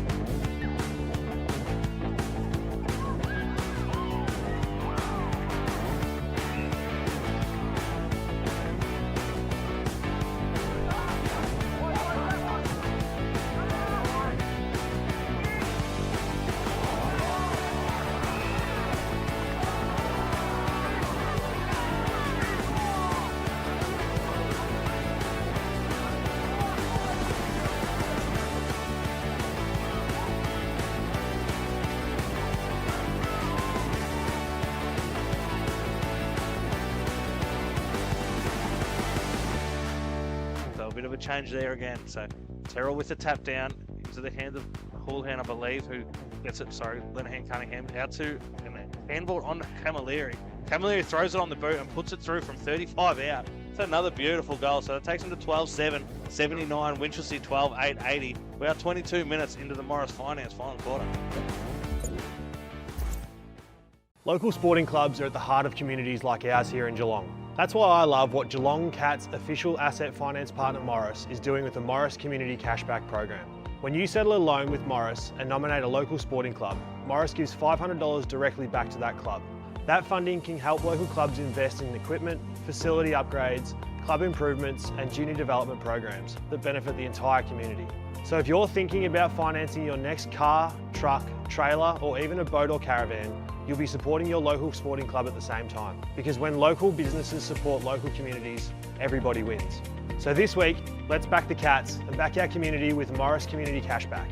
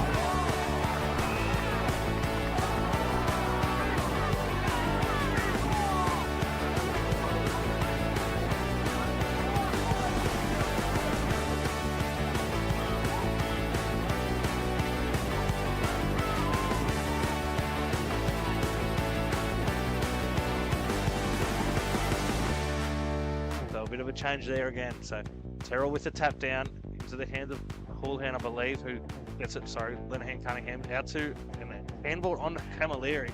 Camilleri throws it on the boot and puts it through from 35 out. It's another beautiful goal. So it takes him to 12-7, 79, Winchelsea 12-8, 80. We are 22 minutes into the Morris Finance final quarter. Local sporting clubs are at the heart of communities like ours here in Geelong. That's why I love what Geelong Cats official asset finance partner Morris is doing with the Morris Community Cashback program. When you settle a loan with Morris and nominate a local sporting club, Morris gives $500 directly back to that club. That funding can help local clubs invest in equipment, facility upgrades, club improvements and junior development programs that benefit the entire community. So if you're thinking about financing your next car, truck, trailer or even a boat or caravan, you'll be supporting your local sporting club at the same time. Because when local businesses support local communities, everybody wins. So this week, let's back the Cats and back our community with Morris Community Cashback.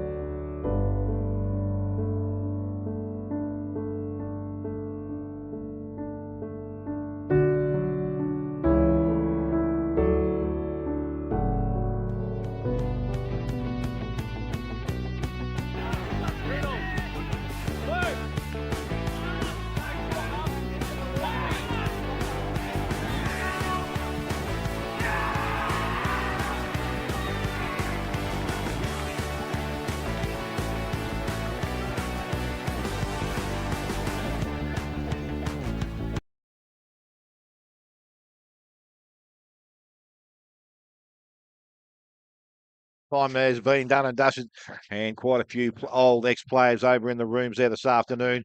Here locally, it is 7-9 to the home side Corio. They lead Inverleigh 7-7 around the grounds. Thompson are 5-2-32, trail North Geelong 8-9-57. Belmont Lions are 6-7-43, lead Winchelsea 4-6-30. Anakie 10-5-65, lead Bellpost Hill 8-6-54. Bannockburn 7-9-51, lead Werribee Central 6-4-40. And the Giants take on East Geelong tomorrow. So still some close results or close games at the present time around the leagues. But third quarter is underway here. This is the important quarter. Inverleigh with some work to do if they're going to give themselves a break. Ruck contest in the middle of the ground. Ball comes out and it goes towards McMahon. Kicks the ball off the ground. Goes back towards Plant. He picks the ball, had the ball in his hand, was taken from him. Goes back and wins it once again, goes long into their forward line, ball over the top and through for a minor score. A quick start to Inverleigh, unfortunately not the one they wanted.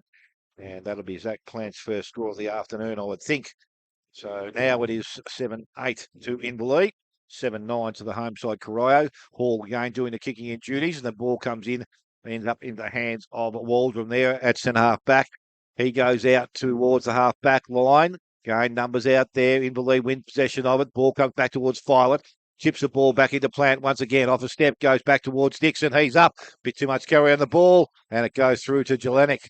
So Jelenic now has the ball at full-back position. And he's not very sure where he wanted to go. He goes out long. Ball now sits with Love. He's over the top of the ball. Over the top of him will be Evans, I reckon it is. And it's not being cleared. Umpire will ask for it back once again. Both ruckman at the contest. Out of that contest, it goes back towards McMahon once again. He plucked the ball nicely out of that contest. Kicks the ball back towards centre wing, going back Donahue and Kefai. Both players collide. He hurt himself, Donahue. Both of them about a whack to the scone there, I think. Might have just taken it in the nose. And the mark's been taken by me in the middle of the ground. He picks up now and goes forward into the forward line. Dixon had the ball, went through his hands. Ends up with McMahon once again. Handballs over the top. Found his teammate out there in Gibson. Went back, got it, collected it, lost it. And umpire said you had plenty of opportunity.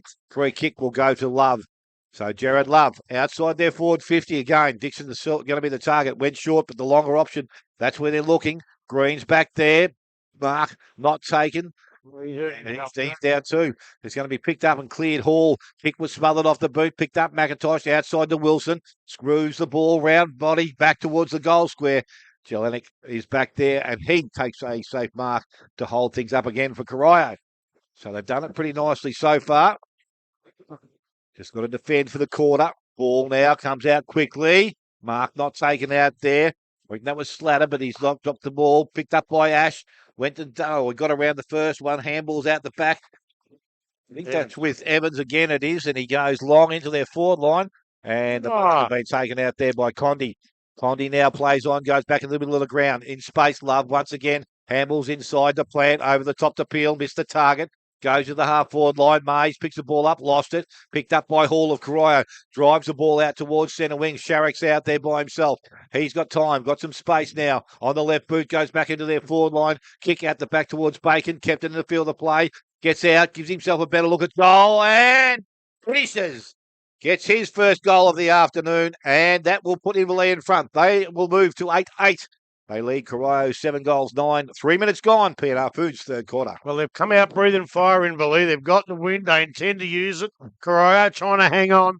So that was a lovely goal. And I'll tell you what, that's our second contender now for the Connectel. Yeah, that's right, Connectel. Goal of the day. Beautiful goal.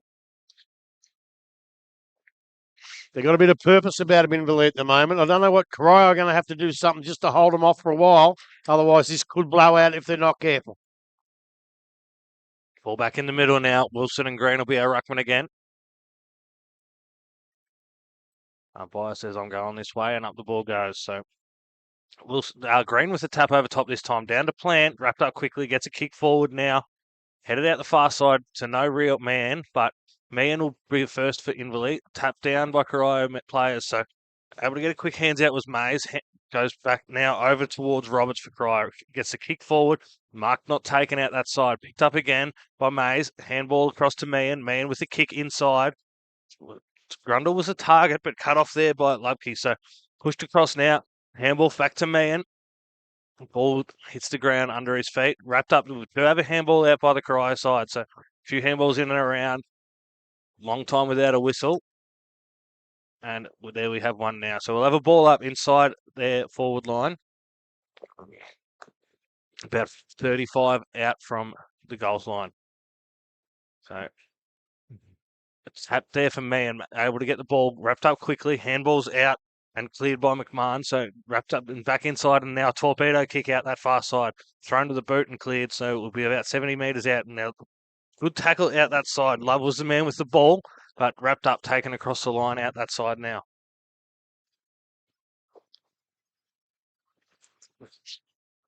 All right, so we'll have a ball in right in front of the old faithful of Corio.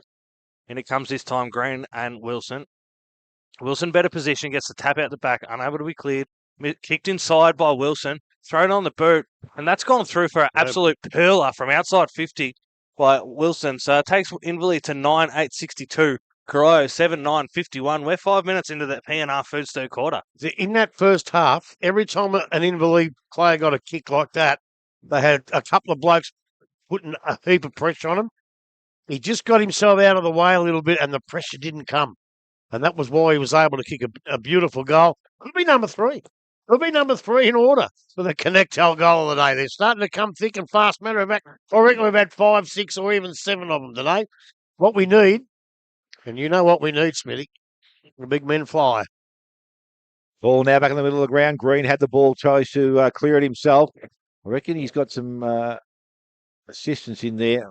Gibson was trying to emerge with it, but umpire asked for the ball back again. Throw it from the middle, picked up there Collins, shrugs his shoulders, gets through the contest, handles out towards Wilson. Long back into the forward line. Gee, the wind's going to make that carry and run the ball over the boundary line. Throwing in the forward pocket. I think the difference is, Smithy, they haven't had a centre clearance this quarter. Yep. They must get a couple of centre clearances. No. Lenny Henry's going to get the footy again, so it'll be back in a puddle somewhere. He's got to give back to the umpire this time. But yeah, they need a couple of centre clearances. They haven't got one this quarter. And if they're going to stay with them against the wind, they have to get some centre clearances. They have to get the footy.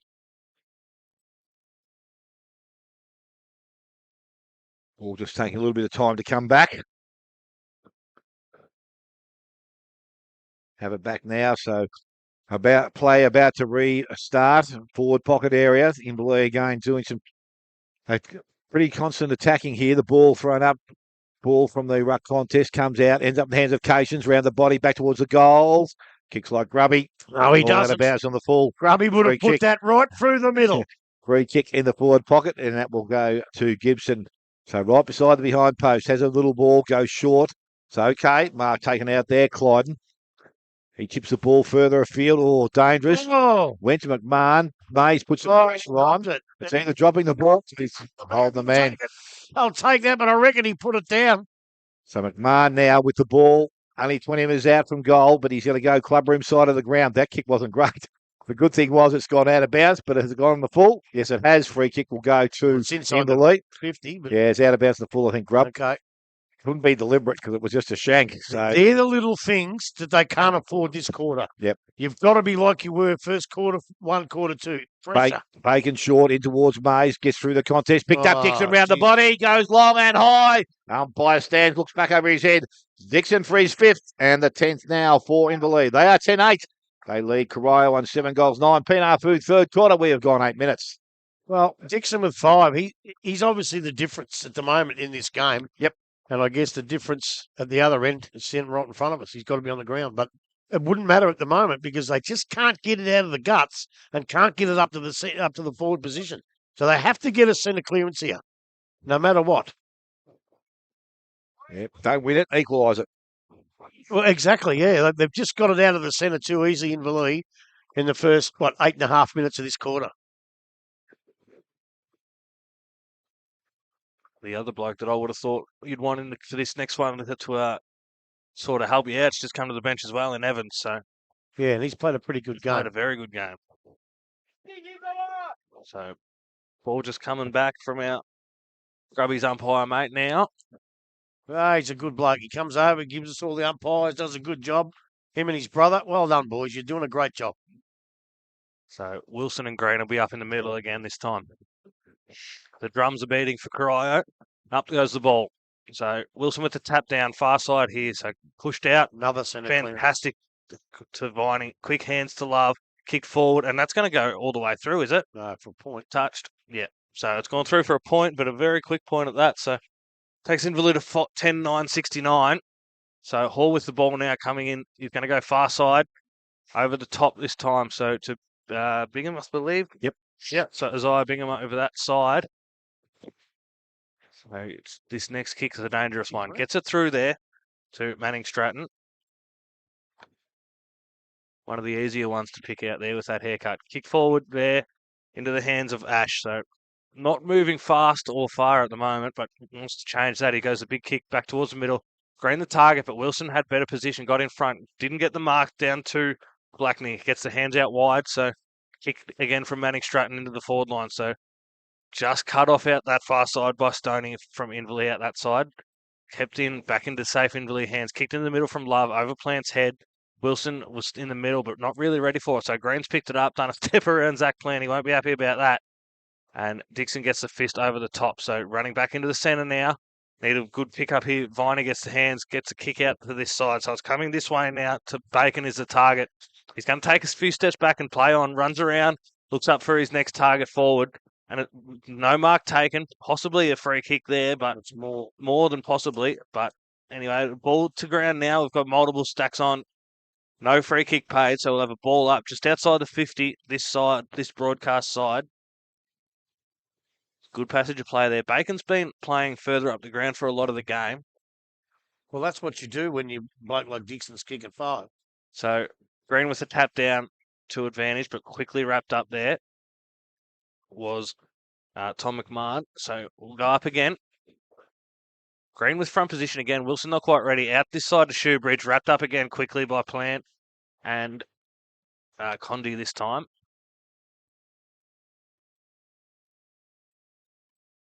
So another ball up. Coming closer to centre wing from the 50. Green and Wilson up again. Green gets a good tap down this time. Quickly cut off well by Donahue. Gets a push forward. Over top to Mays. Wrapped up really well and a good tackle. And holding the ball paid there. So that was Bigham again. So he's getting a bit more of it this third quarter. Gets a good kick out this side of Savanka. He's going to look at his targets. We had a bloke running past, decided not to. Inverleigh flooding this side to shut it down. So needs to pick a target here. Goes along down the line option. Yeah, to a 3-on-1 there, but a good mark taken as well. So this time it's with Safai. Kicks further down. Hard the target. Puts it a bit wide. Carr uses some body and just gets wrapped up but held in. So kicked out to Evans. Evans with a kick forward to Shoebridge. Unable to break his man. Wrapped up early and he'll take that one across the line. So we'll have a ball in. And it'll be about 15, 20 metres around from the goals here for Corio. So just Inverleigh really stuck to their men here, unable to get much space. So Grundle and Green looking to be the big men this time. Green in front could be dangerous for Inverleigh here. Able to get a tap down, quick kick inbound by McMahon. No mark taken, push forward over Evans' head, into hands of Plant, over his head as well. Savanka now wrapped up with it. Going to be 40 metres out this time. Have another ball out. Getting into the dangerous zone. We just need to make some space. Only one player past the centre line. What do I say every week? Hold it in there. Hold it in there. Your opportunity will come. Keep up the pressure. So Wilson gone down this time to do the ruck work. Able to get it down the back. No movement taken. Grundle not able to get the clearance. That's it. That's good Collins, stuff. Yeah, Collins wrapped up quickly this time. So bit of push and shove now. He lost his jumper Did too, lose his Bowie. jumper. It'd be cold out there. A few whistles coming from the boundary line. All right. That's the bloke. Up we go this time. Wilson gets the tap behind, down towards Grundle, unable to pick it up cleanly, but sticks at it. Into Shoebridge now. No movements clear yet. Possibly a high tackle and paid too. And it's on again. And it will be on now. It's on again. Sit on him like that, you're going to hear about it. So it was definitely a high tackle. I'm not sure who was tackled.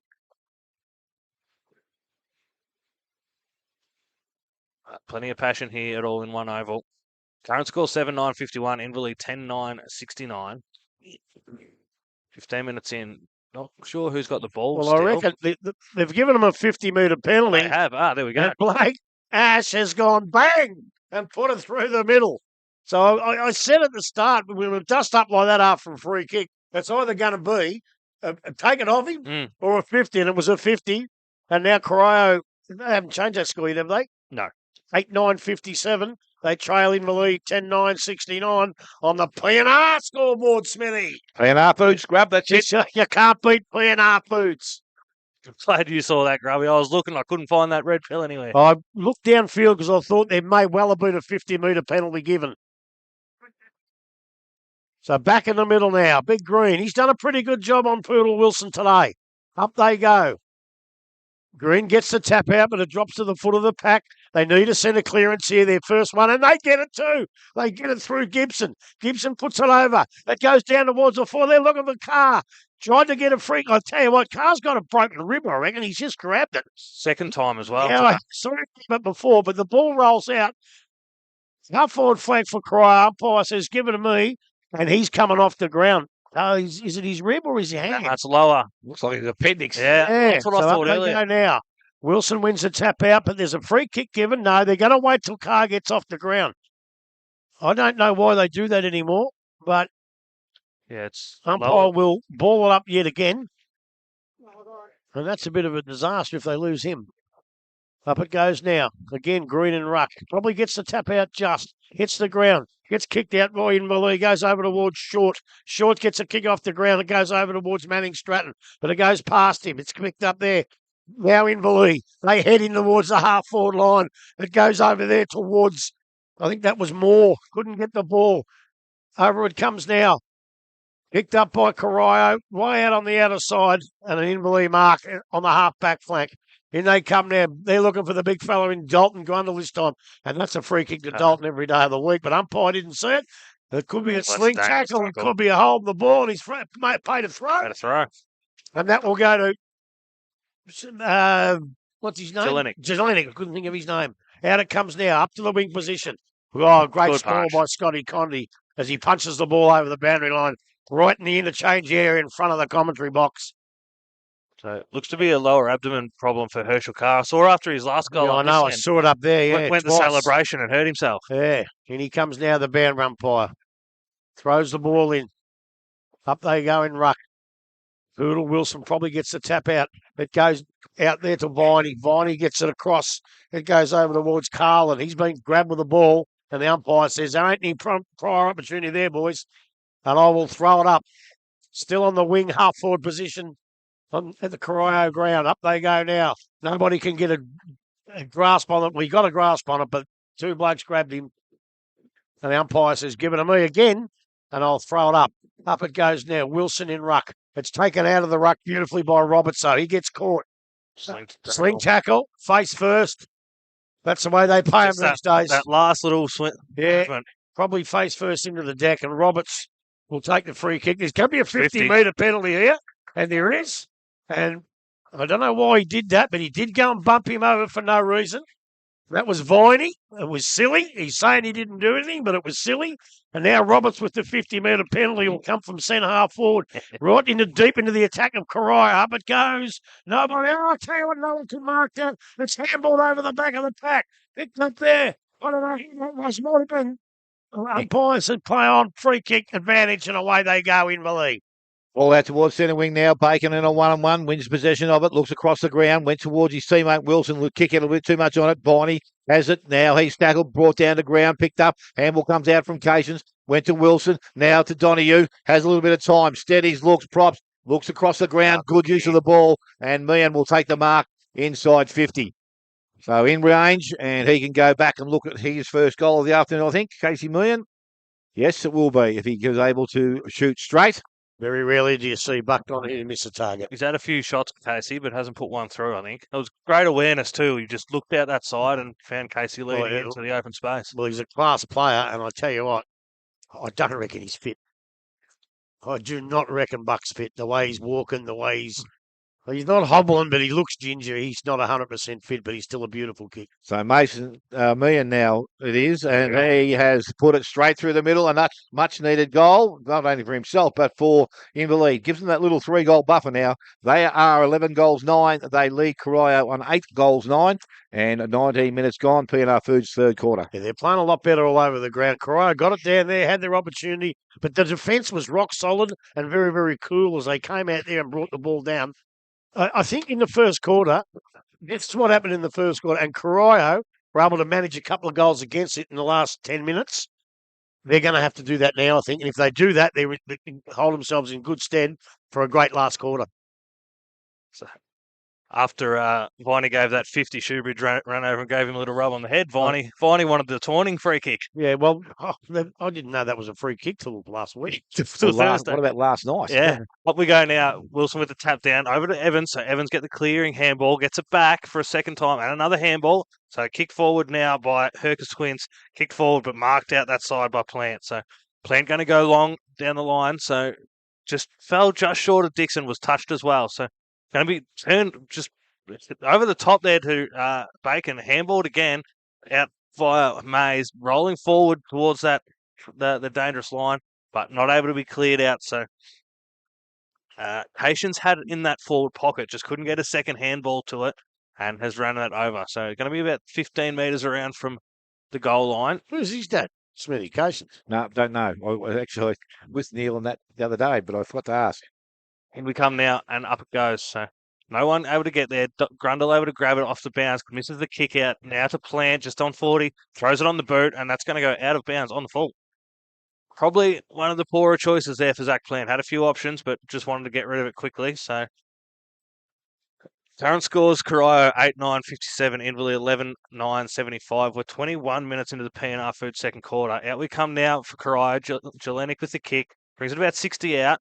And great fantastic. Bit of a pluck out there from Gibson. So gets a good mark there.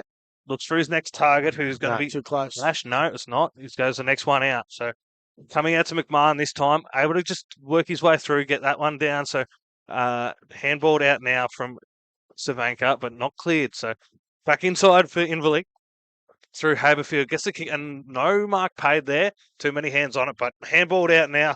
Team Cations again with a kick forward.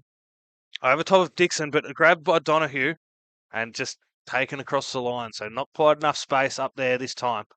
So straight out the far side, Jelenic doesn't want to wait. He grabs the ball. He's taken 2 bounces out that far side, runs to 50, calls the player up. Just overran the ball that time, though. So Plant now for Inverleigh, heading back inside.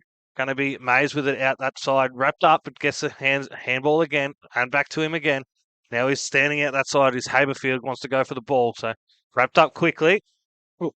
No clearance looking to happen. Come on, ball it up. Yeah. Waldron now wrapped up with it. Holding that whistle for a lot longer this quarter than the first two. Green and Wilson again. Up they go. Wilson gets a big fist at it, but doesn't go very far. Clearing handball out that far side now for McMahon. Good kick forward and great mark taken out on that wing. So Blackney is over that side. All right, then comes back this time to Hall. So Hall on the 50-metre line. Ball now with Hall. He goes sideways and a mark taken out there. Manning Stratton, and he's going to chip the ball over the top once again. Player slipped. Going to be turned over now. Mays takes possession of it, goes back to the forward line. Nixon had a little bit too much on the kick there. Ball runs over the boundary line, and it will be a throw in 10 metres around from the behind post. Manning Stratton. He's obviously a combination of two names. I wonder if there's any relation to Shane Manning. I think, yes. Okay. So there's another father-son or uncle-son or something here. Relation, got a few of them. Relation to relation, yes. Yeah, they got a few of them, the Devils. Absolutely.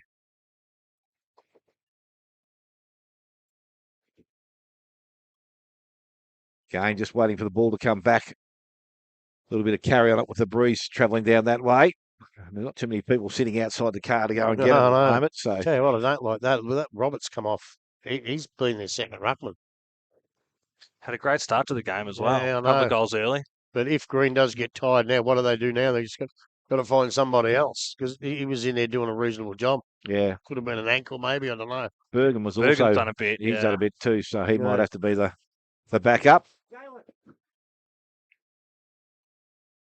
Although, as Dale said at halftime, probably 50% of the team are over 6 foot. There's a few options that they could go They to. look tall when you're on the ground here in front of us, mate, but when you walk past them, they run past you. There's a fair bit of size out there. Ball from that ruck contest again, picked up. Handball comes out the back into the hands of McMahon. Little kick outside 50 and coming the other way. Viney attacked it strongly, went at the player, but it's missed it. It all ends up with short. Got the 1-2 back and he goes across the ground. Kick was okay. Was okay. Player put the ball down in the hands now. Cations. He's tackled, brought to ground. Umpire said not going to come out in that, so we'll have a ball up which will take place. He needed to mark that. Yes. Yeah, They're just the those you little don't. things. Yep, Yeah. basic skills. Ball now from that contest gain. May's taken high, or umpire in the wrong position there, and it was called from there. Oh, The trailing umpire. So it's going to go back to Nathan May's just outside 50. And now Green's limping as well. I tell you what, you don't want him limping. No. You reckon they're all pretty tall? You're running out of tall blokes if he is. So Nathan May's is going to load up. He's going to kick long. He's got the distance in him, but the accuracy is not quite there. Through for a minor score. So Inverleigh now to 11-11. They lead Corio on 8 goals 9. And we have gone 25 minutes into this third quarter. P&R Foods third quarter. Ball comes out to the back pocket. Hall on the overlap, gets the handball, goes over the top once again, went back to short, puts himself under a little bit of pressure now, and his teammate now, and In the back. McMahon was tackled. Umpire said a bit too strong there, They don't play that much in the back anymore, but I reckon it was there. and it's McMahon that's going to be the recipient of that free kick. He now goes longer back towards centre wing. Over the top, Green didn't take the mark. Violet's on the ground level. Ooh, he actually handled that up to him. Bends towards Plant. Plant goes outside into the hands of Slatter. Goes into the forward line. Dixon, best position, couldn't take the mark. Jelenic works nicely. Takes the ball now. Has time. Steadies. Kicks the ball back outside 50. Been a little bit too much on it, but he's been able to find a team. Well, I thought he had. Now there's a holding decision. Umpire said it was Bello the jumper, and free kick will go to Corio. So it's going to be Quince out there on the far side of the ground. And he gets that name now from me. You Can't say it. The ball comes back to inside. Mark taken out there this time by Waldron. So back pocket, they maintain possession, but they now go back pretty much to where the ball came from. Ball with too much height there. Picked up. Bacon again gets out of the contest. Handballs out. Went looking for more. He didn't pick the ball up. Corio now with some numbers around it. Again, Manning Stratton got the handball back inside. That was good to McMahon. He's going to win the handball back again. Gets out of the contest. Yep, steps sideways. And they're working the ball pretty nicely through Bingham out there on the far side. They've got to kick the ball. Get some distance in here. Green's got it. Handball's over the top. They could lose it. It's going to be turned over there. Viney's there. Now he has support. Again, the ball's turned into the hands of Corio. And from that position now, Evans is going to load up. Puts the ball into their forward line. Shoebridge in front. And They get a free kick. Yeah. And you know what? There was a few fumbles in that around, but I reckon the way they handle it, yes, you're right. They needed a kick, but it is a contender for the Kempe Engineering. Read the play. Play of the day. Righto. Shoebridge, he hadn't had much to do in this third quarter, but he's got an opportunity here just to close that margin back from 20 points. Bring it back to 14 with a straight kick. Steps in, kicks that goal. I don't know whether he's got the distance. Doesn't matter. Well, he's got the distance, but not the accuracy. And it's through for a minor score. Corio now to 8 goals 10. And they trail Inverleigh on 11 goals 11. We have gone 27, almost 28 minutes. So Violet with the duties comes very aggressive, straight up the middle of the ground. Grundle, oh, that's a ripping Falcon right there. Yeah, and pushed him in the back. That'll be replayed this week. So pushing the back, Dalton Grundle with the next big kick. There could be another free kick there, but Jelenic's got the ball now, so he runs it out of defence through and handball to Shoebridge and back to Jelenic. So a bit of pace coming through here. Good kick forward, great jump, not quite a mark taken there by Blackney. So now turned into Stoney. So kick out this time. Just short of Green, but gets a boot forward. Shoebridge wrapped up there by his head. And free kick paid. So he's going to be 65 looking for his next target. Goes far side to Evans out that side. Played a good game, Evans. Very good. So coming in about 55 now. Looks for the deepest target. So Savanka's down there. He's kicked it too far. Oh, no, we've got a goal.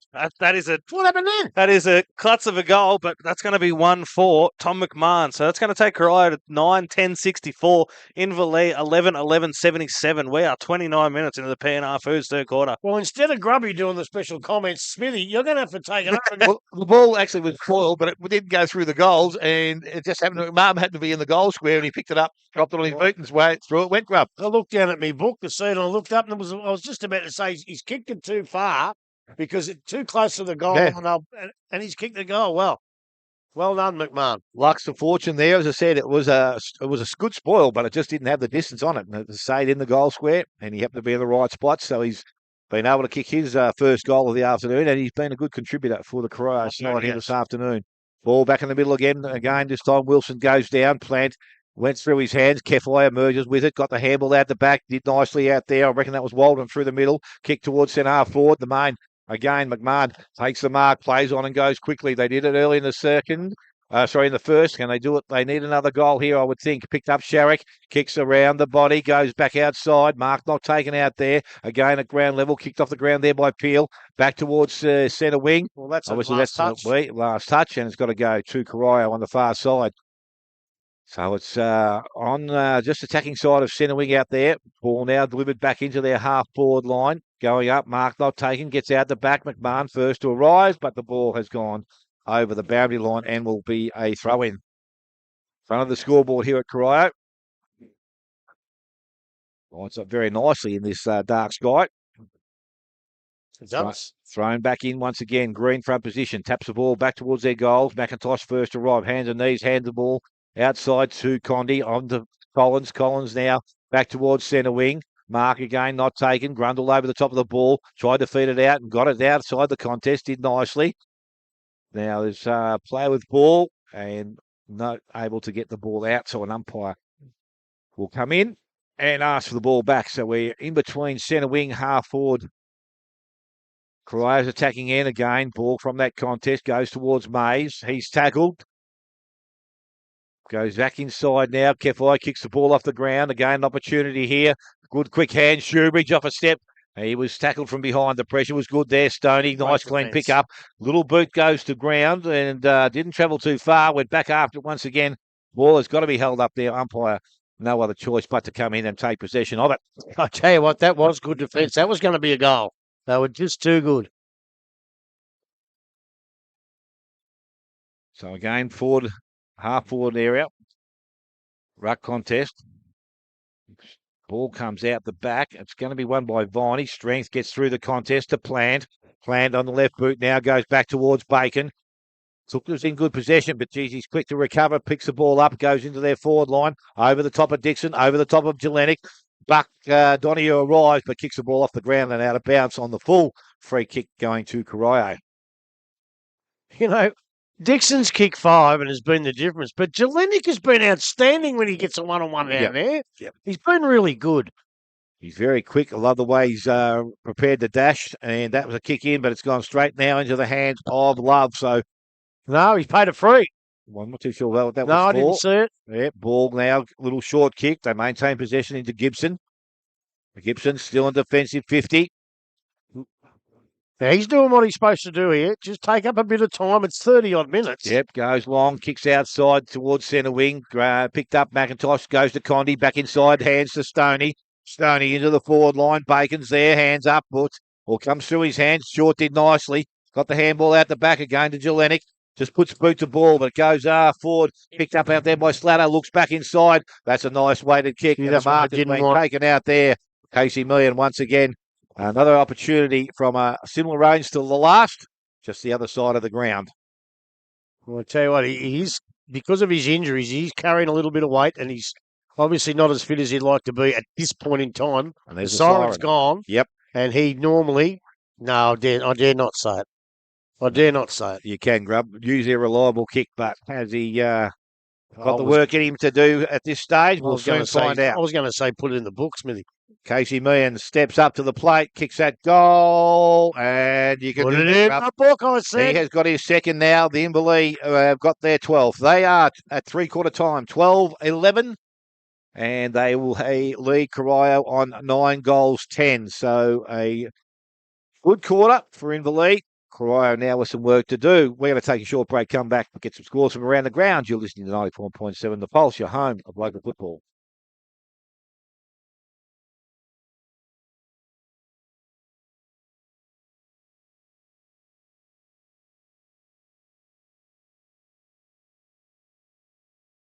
Local sporting clubs are at the heart of communities like ours here in Geelong. That's why I love what Geelong Cats official asset finance partner Morris is doing with the Morris Community Cashback Program.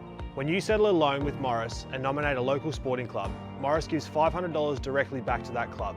That funding can help local clubs invest in equipment, facility upgrades, club improvements and junior development programs that benefit the entire community. So if you're thinking about financing your next car, truck, trailer or even a boat or caravan, you'll be supporting your local sporting club at the same time. Because when local businesses support local communities, everybody wins. So this week, let's back the Cats and back our community with Morris Community Cashback.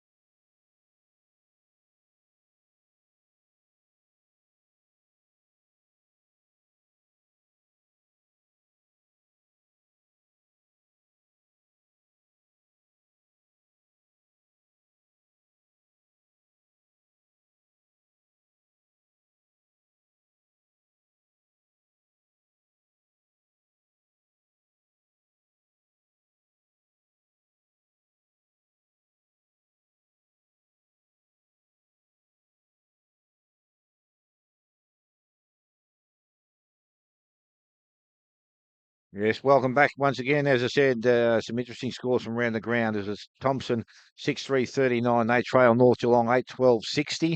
Belmont Lions 6-8-44 now. Trail Winchelsea 11-7-73. Anakie were in front at half time, but at three-quarter time it's Anakie 11-6-72. Bellpost Hill 16-9-105. Bannockburn 9-13-67 lead. Werribee 7-4-46. And the Geelong West East Geelong game to come tomorrow.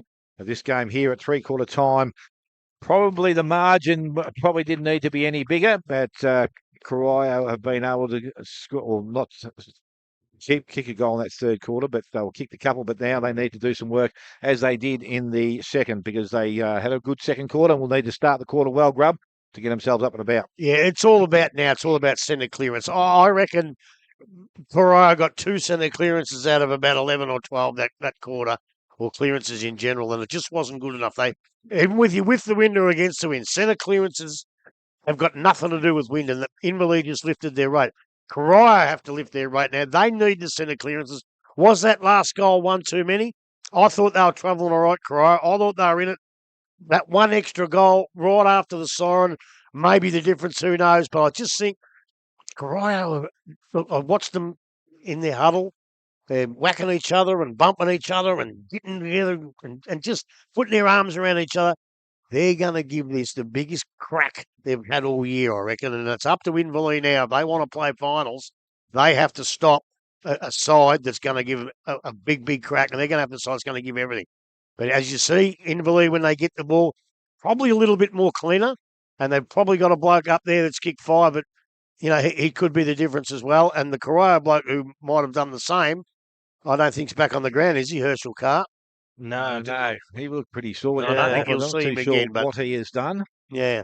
So I tell you what, it's all we might have the close one, a couple of early goals, get the first 2, and we've got a big last quarter coming up. Don't go away.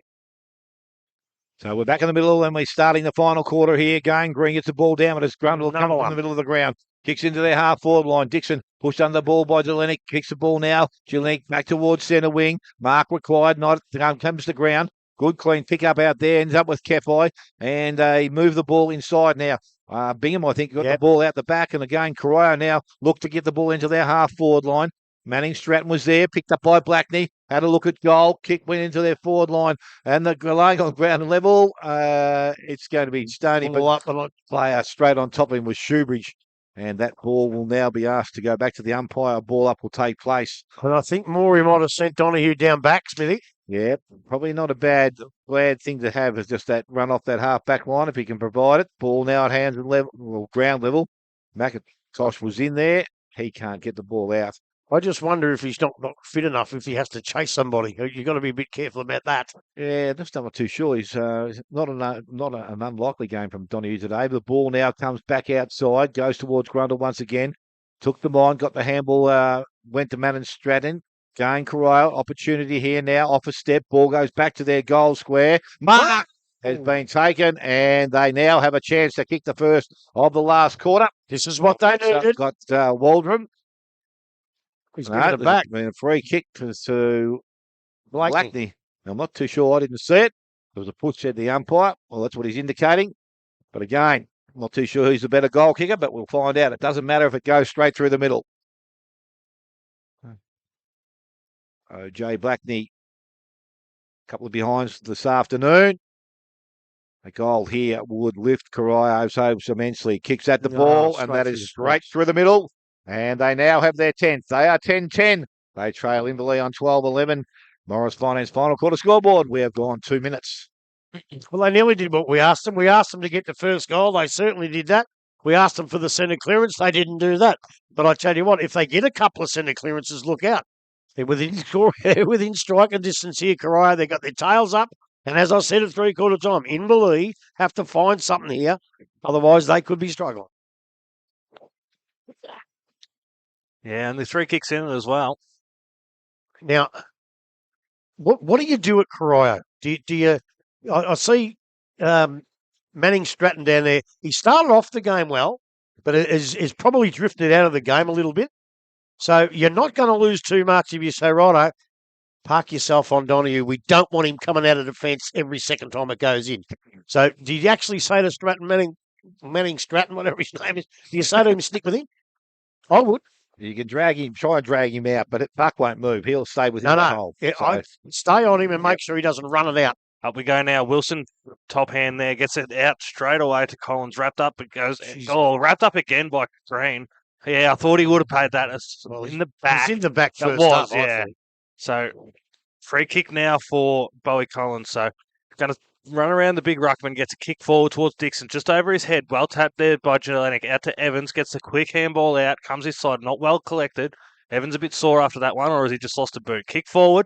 So coming now for Mays in that pocket's got a bit of space. Turns on the inside, throws on the boot. Not a great finish there. He had a bit more time than he thought. So it's going to take Inverleigh to 12-12-84, Corio 10-10-70. We're 4 minutes into the Morris Finance final quarter. Jelenic with the ball this time. Mays would have liked his time again there, but out we come now. So Green the target in better position. Doesn't quite get it, but a great contested mark there by Clyde. And goes quickly into the middle to Bigham. Gets a second kick forward. So Hall the target. No. Probably not the option there. Would have liked that one again as well. Hall able to get a touchdown. Manning Stratton now runs in. Unable to get a good handball out, but able to wrap up the man underneath it, who's Love, I believe, wrapped up quickly. Holding the ball. To who? So Corio free kick. Jack Hall runs around, kicks it early, gets it forward, but a good no mark taken. Onto the boot now, kick forward. So it's going to be Stoney there for Inverleigh with the ball. Unable to clear it just yet. Still, he's proppy, Smithy. Still rabbit in there. So wrapped up now. Stoney able to wrap up the Corio player of Waldron in the about 40 metres out now from the goal. This one could hurt if they're able to get it. So Bigham in the ruck this time. Sorry, Waldron in the ruck this time. Gets it forward. Wrapped up again is the Inverleigh player of Slater this time. So ball up again. Waldron and Wilson. Waldron able to get the tap over top into the front. A good tap too, but not quite enough space. So Stoney with the ball. Wrapped up across the boundary line this time. Came down a bit sore as well, but another option there, obviously, for Corio to do some ruck work, Waldron. So in we come this time, Waldron and Wilson. Wilson over the top, Waldron got to the front. Handball down there, comes into the middle of the ground now. So good punch out, but straight to Evans, throws it on the boot. Just going to be touched through. I think it was touched earlier, but Donahue able to get a second hands on it to push that one through from behind. Corio 10-11-71, Inverleigh 12-12, 84. Donahue brings the ball out quickly, finds David Peel in the back pocket there, and they'll be able to just hold things up a little bit. Get someone with position down the ground. Donahue was in space, but he decides to go a little bit wider. Mark will be taken out there by Plant. In front of the club rooms at Corio here, and he swings and goes back towards Dixon. Well out of his ground at full forward on the left boot. That's a great kick inside that found Dalton Grundle ball in space by himself. A little chip up over the top. Releases Viney. Got the favourable bounce. Steps through the contest. Home ball comes back outside. Wants it back again. Viney went and collected. That's a great pick up at ground level. Round the body he goes. That is a good finish. Josh Viney and the 13th goal on the board for Inverleigh. They're 13-12. Corio 10-11. Morris Finance final score to scoreboard. We have gone 6 minutes. It's just the damage when you get a bloke like Donahue kicking out that he just sets it up, and then the kicks after that were almost absolutely perfect. Corio couldn't do a thing about it, and you know what? There's two contenders there from Josh Viney. There's a contender for the Connectel goal of the day, and the Kempy Engineering read the play of the day. That was magnificent, Viney. Well done, son. But now the Devils have got to get. Where's Shoebridge, McMahon, all their better players? Get it in the middle and get a centre clearance. You haven't had one for about 3 quarters. They need a couple to get. That's what they need. Centre clearances. Yes, takes the ball a fair way in, that first clearance from the goal square. All right, up we go this time. Wilson able to use the body, gets a handball out far side, not effective. Going to run out towards They're going to get one. Plant. Yes, they are this time. So Corio able to get the kick out. Jack Hall to target. Good punch over the back. Meehan in chase, but Corio able to get the kick forward. Green's going to be the closest man, but they're big steps for him. So comes across Evans with a handball. Inside now. So pass Clyden. No mark taken. Gibson was the target, but wrapped up quickly by Donahue. So another good tackle there by Grundle. So able to keep the ball contested there. Out we come this time, man. Just pushed out of it this time. So Clyden with the kick, second try, not another terrible kick, just hit the deck just a bit in front. So no mark taken by McMahon. Wrapped up, Love with a handball out, wrapped up there quickly by Viney. They're just a couple of little panic kicks there. Just do what you've been doing for the first 3 quarters and a bit. It'll be good enough. So Gibson come off a bit sore there, but Green able to tap down. Goes to Plant, though. It's not effective. Lubke this time gets a kick poorly out, but Clyden able to grab the mark out there. I went the wrong team, Dale, but kick forward this time by Clyden. So looking for another sort of a nowhere kick. So Shoebridge the target, but unable to get it out. So this time Stoney with the clearing ball out of the defence. Plant was the target. Once again, another poor kick, turned over. Back to the middle of the ground. So quick handball here for Corio to Bigham. Bigham goes deep forward. Big push there, but nothing paid. So out this time for Mays out the far side. And then Haberfield with a kick. Pushes it to far side. Moore was a target. Didn't quite get there. Still straight past it. Yep, still in chase. So out that side now. This time with Quince gets the kick in. But it's going to be down the ground free kick. But did the ball go out the full? I don't think so. I'm not too sure. If it did, it's a free kick to Corio in the pocket. So McMahon has it over in the pocket this time. I reckon this is Shoebridge. I think it's Shoebridge, is it? Yeah. Yes, you're right, because McMahon's over here. So Shoebridge throws it on a terrible kick. Doesn't get good foot to the ball there. Punched through the line. And Savanka almost went up. He thought he got a boot to it, but nothing paid. So that's another point for Corio, 10-12-72. Inverleigh 13-12-90. 3-goal margin. Well, plenty of time to go. Donahue kick in, finds Condy, handballs quickly outside to Wilson. Oh. Oh, gee, just about passed that out to Donahue then. Gets it back, goes back towards centre wing. Mark not taken. Ash got the handball away to Bingham. Bingham looks up, goes to the pocket. Savanka in some space, takes a mark just inside the field of play. He's a left footer, so he's on the right side here. He can hang it towards the left goal post and let the wind do some work. He might be all right. So Savanka now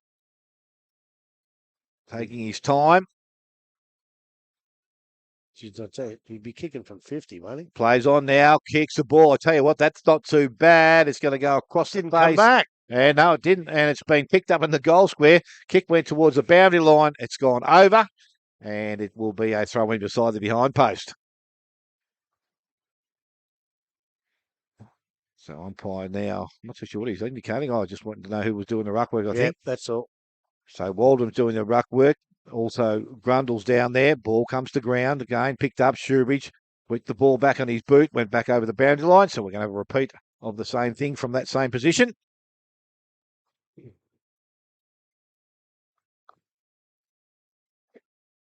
Ball's gone under the car, just rolling at the back of it now. I can see it. Back towards that puddle again. Grab. Yeah, it is. Where's Lenny Henry? I can't believe he's grabbed the footy and dunked it in a puddle and handed it back to Adam Donahue. It's unbelievable. Who would do that? No. Him. So now we're waiting for the umpire now. He's got the ball back in hand. Again from the forward pocket. Ruck contest going at it.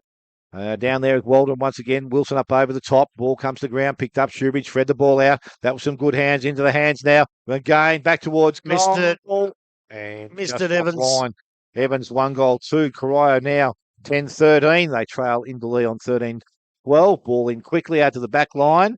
McIntosh on hand. He's there. Scrambled to take the mark. So we'll say that's good work. Little short chip goes to outside to Donahue. Again, he can set things up from that half back line. It's taken a lot of time. It's a bit early for that. A little chip up over the top. Good That's to right. Plant coming at the player. And he spins and goes to the centre wing. Dixon up again. So he gets well up the ground once more, and it goes long down the boundary line. In front, Short. He did that pretty nicely there and takes a mark. So Short now on the half back line. Chips the ball sideways. It'll be okay to Clydens. He's got a left foot here now and wants to use it and goes back towards centre wing. Again, the kick was good. The handball now comes out and they run through the middle of the ground. Going long in towards their forward line. Stoney's out in front. Ball gets through his hands. Picked up again from Shoebridge. Tried to feed the ball over the top. Again, he does the same thing. Picked up again.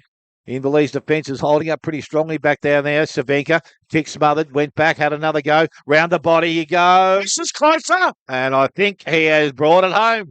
He has. Savanka has got his first of the afternoon. The 11th now for Corio. They are 11-13. Inverleigh 13 goals, 12. And at the 12.5-minute mark of the final quarter, it is what's that, about 17 points. So it's closed up again. 17? Well, it was, wasn't it? That's closer than that. I reckon it's 11. 11. That half score hadn't gone on the it's board within there. the kick, isn't Yeah, it? it is. Yeah, no. 11 points. 11 points. Yep. Great goal, though. Mate, that was a fantastic goal. And they worked and worked and worked so hard at it. Yeah, Savanka didn't give up on that one. We still haven't seen Roberts come back up, but here we go this time. So Wilson, Green, no clearing kick there by Love. Just stuck his boot at it. Man out in front. Good luck getting around that one. So good, strong hands. So looks for his next target. Who's it going to be? Straight down the line to Dixon. Great mark taken out there. It's going to be outside his range. So needs to find someone. Here comes Bacon straight up the middle. That's a beautiful kick and a beautiful mark. Corio should have been onto that a bit earlier. They knew he was out of his range. It was always going to pass. And Well, it's not the bloke on him. It's No. the other ones around that Around. gotta step in that hole. that's right. So And I really think that's the only place he could have put it. Mm. So that's where they should have stood in the hole. And yeah, from our angle, you could see it perfect. He led straight into that gap. But here he comes now. He's gone short again. There's no one on him out there.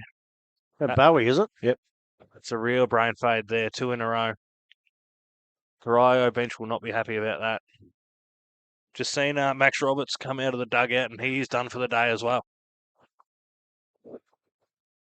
Well, he's done. So Herschel's out as well. So there's 2 down for Corio. Yeah. Bowie Collins comes in. Beautiful kick. No, he did go the celebration, but pushed it a bit wide. So it takes Inverleigh 13-13-91. Corio 11-13-79. We're almost 15 minutes into the Morris Finance final Don't quarter. like the way Savanka come off either. All right, out from Hall this time. But brought straight back in there. So Dixon with a mark. He kicked this. And It'll really hurt make too. it hard for him. Yeah. So Hall came out the far side. No mark taken. Scrappy ball out there. Dixon able to lead straight into that open pocket. He's had a good day, Dixon. Very good day. Could put him on 6. That'd be 2 weeks in a row, would it not? Kicked 6 last week as well. Yeah, he got a few last week. So he'll take his time. I think he kicked one from this spot earlier too. Knows the lay out of that pocket. Probably from 40, 45 this time, so a bit further, but in he comes now. Boot to ball. Umpire pretty happy with that. Everyone's pretty happy How with much that. has he improved? That is an absolute glamour of a kick. Takes him to 14-13, 97. Corio 11-13-79. We're 15 minutes into the Morris Finance final quarter. Well, it's not beyond Corio, but it's getting that way. They can't let Inverleigh get another goal, and they have to get one now. Otherwise, it might be just a little bit too hard for them. And it's not for the lack of trying. They've given everything they've had today, these Devils boys, and I know the coaches won't like a the old hand on the back. It's a reasonable loss, but they've given everything. Inverleigh have been steady, but it's not there yet. If they can get this centre clearance, get it down, get a goal straight away, and all of a sudden they're back in the game. So we are back with the umpires in the middle of the ground. It's going to be Wilson up there against Green once again. This time Green gets the ball down. Again, clearance won't come that quickly because the players at ground level, ball is tackled and the ball up once again. So now both ruckmen had a bit of it. Bowie Collins taps the ball back, goes towards Clyden on the left boot. Just delivers the ball back into their half-forward line. Mark, and that was a good mark out there. And that's Evans. Now, he's got the range in him because he got one earlier in the day. So he can go back and answer that last goal of Inverleigh very, very quickly. Well, he'll have to kick it from outside 50, but on this small ground at Corio, I'm not quite sure that 50 is 50. Smithy? Yeah, well, anyway, we'll soon find out, Grub, where he's at because he's pretty confident. He's gone back. He's lining up. As I said, wind will be behind him. So he comes in now and from about 55, kicks that goal. Didn't hit that at all cleanly. It's going to nearly make the distance, but it's going to be pushed through for a minor score. So now 11 goals, 14 to the home side Corio. Inverleigh on 14 goals, 13. Ball be kicked in there by Filet at the fullback position. So Filet now going to come to our side of the ground. And that's Mark taken out there by Stoney in the back pocket. Got some short options, but I don't know whether that's the right thing to do just at this stage. He goes backwards to Donahue. Ball's in the right hands now. Here again, he's a little bit uncertain. A little chip up over the top will find Love. So he's got the ball now. They just keep working the ball around the boundary line. Peel presents. He takes the mark. Got Donahue further down the field. And again, the ball goes to that player. He's now looking at his options further afield. Again, another low kick coming up at the ball was Grundle. Takes the mark. So they manoeuvre the ball fairly well now. This is the longer kick going in. This is the port one. Goes towards Bacon. Ground level. Ball picked up by Ash. Goes out the back to Short. Handball nearly missed his teammate there. Picked up and kicked forward by his mate Jelenic. Goes to the nice carry there and the ball. Ends up with Blackney. Kicks into the forward line. Ball's got some carry. Runs through. Will it bounce? It hit the post. Hit the post through for a minor score. So another 1-2 Corio. They've had just nearly as equal sharing shots, but they're 11-15. Inverleigh 14-13. Donahue doing the kicking in duties from the full back position. Again goes out. Finds Peel in the back pocket. Again, now he goes a bit longer. Mays in space by himself. Gets out the back now. Can continue to run. Along the boundary line he goes. Coming up at the ball, Meehan. Ball's going to hit the ground coming through Manning Stratton did a nice work, but it gets out the back now towards Grundle. He picks the ball up as he forced over the boundary line. No, he gets back inside on the right boot. He looks back inside. Kick wasn't that good because it ends up in the hands of Kepi. He plays on and goes quickly back into their forward line. Again at ground level, picked up, goes out there, and it's going to end up with Gibson. Got the handball across to his teammate there in Bergen. Goes back to the goal square. Mark not taken. Ball in the goal square. Inverleigh tie things up. We'll have a ball up. When they kick a point, you know Donohue's going to hit the target. You've got to get on the second kick. They're getting away with the second kick. So ruck contest in the goal square. Going back. I'll tell you what. It's the second one. No.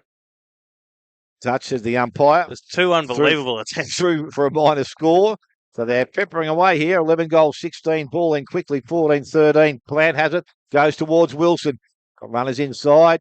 Meehan on the outside says he doesn't want it just yet. Now the running player comes from behind him. Peel delivers the ball along the boundary line. Good interception mark out there. Was that Jack Hall? Yep. He comes in now, changes direction, goes back inside. Jelenic has the ball. So Corio, we're going to go, I thought, to cross the ground. They're going to go back to where the numbers are with Inverleigh. Condi goes back, didn't take the ball, gets out the back. Love's there and again at ground level. Now the ball needs to be won. Goes into the hands of Ash. He looks up, goes back to the goal square. Kick's got too much on it and through for a minor score. So they're peppering away. They've kicked 2 goals, 7 in this quarter so far. See, that's going to kill them if they don't start kicking straight. Yep, time will definitely run out. As we go to 21 minutes of the last quarter, it brought back in. Fire goes outside again. Peel. Pick them up. He's got Donohue short if he wants him, but he's in no rush to go to Donohue either by the looks of it. Wilson probably too short. Meehan now comes up at him, steps around the player on the mark. A little bit more time, goes longer. Mays is going to be the target. Ball at the back. Well, that's a free kick. It's a 1-on-3, but it's going to be a, what do they call them? A lasso. Free kick's going to go to Jack Hall. Well, I reckon he was holding Mace. A little bit. So now Hall plays on, goes across the ground. Again, kick, dangerous, but it's okay. Into the hands of Manning Stratton. He goes quickly also. Good use, but the ball's been chopped off out there. Will be picked up there. Who will have a field through the middle. Umpire says he threw it, and free kick will go back. And McMahon was got the ball. Uses Hall on the outside. He loads up and goes long. Back into their forward line. Players collide there. Ball goes back towards the goal square. Stoney forced it through for another minor score. Both players up. Good to 11 see. goals, 18 now. And 14-13 to Inverleigh. We have gone 22 minutes. So Donohue with ball in hand again. I'd go man on man here. Don't worry about garden grass. Get a man. Yeah, the zone's not paying off for him at the moment. He's gone very long this time out, far side to Collins, unable to get a hand to it, but Grundle, next one out there. So takes it across the line. No, not quite. Yes, he has. So big contest back in the forward 50 earlier, but good to see both players got up. Both had eyes for the ball. Bit of friendly fire. Throw it in as the ruckman run across. So Green's had a great day. Gets the first tap down, puts it out in front. So out that side for Carlin, gets the hands up, and then another handball, throws it on the foot in the end, but smothered across the boundary line. So it's going to be thrown in about right in the middle between the 50 and the point post on that far side in front of the club rooms. So it'll be Green again and Wilson. They've pretty much gone at it for most of the day. And it comes this time. Green front position gets the tap down, not perfect, but actually wrapped up quickly was Manning Stratton over that far side. Wrapped up by Collins, so he's quick on him. The ball's going to go straight back up, though. Keep it moving. Green, big punch into the centre of the ground. Wrapped up quickly. Good tackle there. Continuing forward, though. So Donohue with the kick this time. Gets the kick outside. Depending on the bounce, Ash able to be worked under it, but keeps it there close. Gets into the back of Mays, but no play on now. So Ash gets the kick back into the forward line. So need a mark, but still unable to take it. So and taken across there by Filet. So they're persistent Corio. They're keeping it going in. They just need to lower the eyes and find that leading target. Pretty hard though. Unfortunately, they've lost probably their 2 big forwards. So ball coming in this time. So Waldron, Wilson, tapped out now. Love with the ball, wrapped up quickly by Manning Stratton. Keeping it in that forward 50. So 24 minutes gone. And Waldron able to get the tap down, but goes to Grundle. Grundle throws the ball down, no clearing kick yet. There's a lot of players in, not much room. So Meehan gets the hands out to Donahue. Donahue, Oh, you don't see that very often. don't see that at all. One of his worst, out of bounds on the full. So not sure who's got it. Hall's got the ball. So Hall with a run in. He'll kick to the danger zone. No one able to get there for a mark again. Just the long bombs aren't working for right now, but cleared out now by Peel. Mark taken by Hall, so we'll get a second chance. Wants to go inbound this time. Doesn't hit the kick well. Jelenic runs through, gets a pick up, throws it on the boot. That's gone through. I tell you.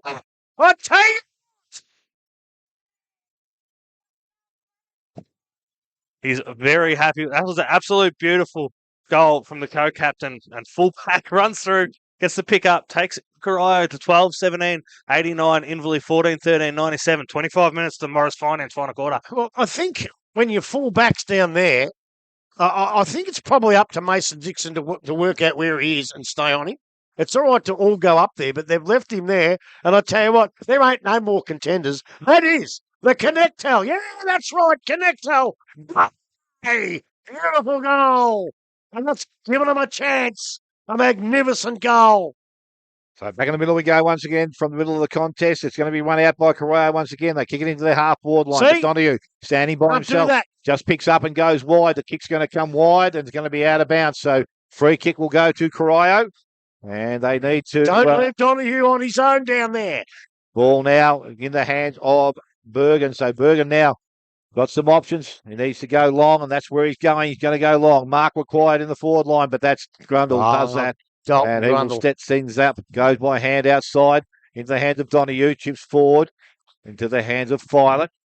They can afford to play a little bit of possession football as we tick towards 26 minutes mark.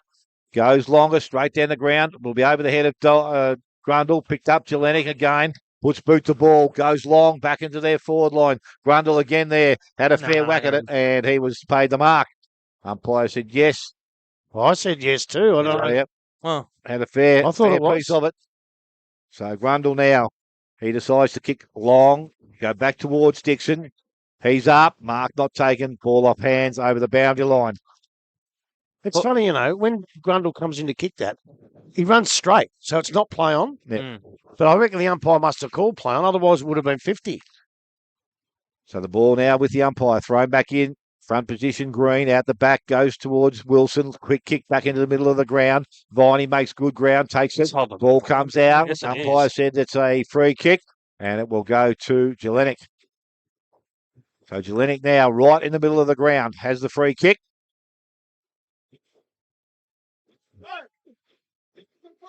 So he's now going to go long into their forward line. Again, same thing, mark required. Ball comes to ground, picked up by Peel. Handball's outside to Condy. Condy goes back to Grundle. Got a handball further afield. Again, numbers with Mays. He had it, lost it. Picked up Plant. He got the kick forward only as far as Green.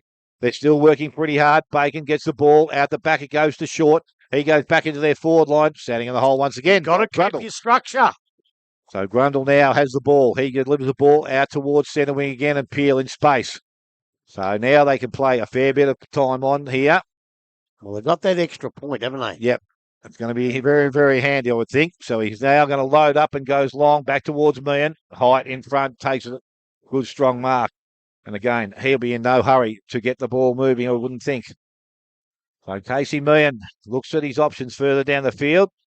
Goes long towards Dixon once again. Ball out the back. Kepi picks the ball up. Handball's back inside. Bowie Collins nearly stole the ball, but he went back and won it again. Goes to Bacon, over the top towards Mays. At ground level, he's over the top of it. Oh, free kick will go to Nathan Mays for a high tackle, says the umpire. And Nathan Mays from the pocket. Oh, now they're going to give 50. That's ridiculous. Well, that's cost them the game. Yep. The game is over. So a kick that may not have gone through is now in the goal square. And the mark will be right on the goal line. And you put this one in your book, I would think, Grub. Oh, yeah, that's really disappointing. I was going to put it in the book from where he was. Yep. That's really disappointing. Discipline's going to cost him. So now Nathan Mays comes in, kicks that goal, and he gets his second of the afternoon, the 15th for Inverleigh. They're 15-13. They lead Corio on 12 goals, 18. Morris Finance final quarter scoreboard. We have gone 29 minutes. Well, that's very disappointing. They battled and battled and battled. And then a free kick to Mays. I didn't see it, obviously, because it's in that corner. Yeah. But with my knowledge of Maisie, he's thrown his head back for sure because he loves doing that. I think so. It was just over the But, back, I reckon. Yeah, I couldn't see that. No. But look, where he was, yeah, you're right. You can't give 50 from there. Especially from a captain. All right. Wilson with a tap forward this time. Gets the clearance himself. Grabs a kick forward. Dixon just over the back. Another good defensive effort by Jelenic. So down now. Oh, Maisie went for it again there. He's not going to get paid. He's holding the ball. Great call, umpire. So Jelenic with the ball. Takes a bounce through the middle. Wants to take it on now. Gets a big kick forward into the forward line. Waldron out in front. Free kick paid. Down the ground. Bowie Collins has knocked down Jelenic after he kicked it. So a bit of discipline against Corio has been. There's the siren. Bugger it. That's a shame. Bugger it. Yeah. So Waldron will have a kick after the siren. A few unfortunate things. A great play by Corio, but that discipline will hurt. And finished up with more shots, haven't they? Yeah, they've Yeah. 8 points in the last, was it? So Waldron comes in now for the kick after the siren. A great kick too. He puts it through, brings it back to a 7-point winning margin for Inverleigh. So it's going to take him to 13-18 Corio, 96. Inverleigh 15-13, 103. So 7-point margin there. 30 minutes of that last quarter brought to you by Morris Finance. Dale will go through some goal kickers. Yeah, goal kickers for the home side. 2 to Carr, Roberts, Shoebridge, and 1 each to Blackney, McMahon, Jelenic, Waldron, Ash, Savenka, and Evans. And for the Inverleigh side, they're 15 goals. 6 to Mason Dixon, 2 to Mays, 2 to Meehan, 1 each to Viney, Grundle, Wilson, Bacon, and Haberfield. A very good game of football in the end out here this afternoon. And unfortunately, Corio, after having 31 scoring shots in the league, have 28. They're going to come up just that little bit short. But they did give their supporters a fair run this afternoon. Take a short break, come back, final scores from around the ground. You'll listen to 94.7 The Pulse, your home of local football. Local sporting clubs are at the heart of communities like ours here in Geelong. That's why I love what Geelong Cats official asset finance partner Morris is doing with the Morris Community Cashback Program. When you settle a loan with Morris and nominate a local sporting club, Morris gives $500 directly back to that club. That funding can help local clubs invest in equipment, facility upgrades, club improvements and junior development programs that benefit the entire community. So if you're thinking about financing your next car, truck, trailer or even a boat or caravan, you'll be supporting your local sporting club at the same time. Because when local businesses support local communities, everybody wins. So this week, let's back the Cats and back our community with Morris Community Cashback.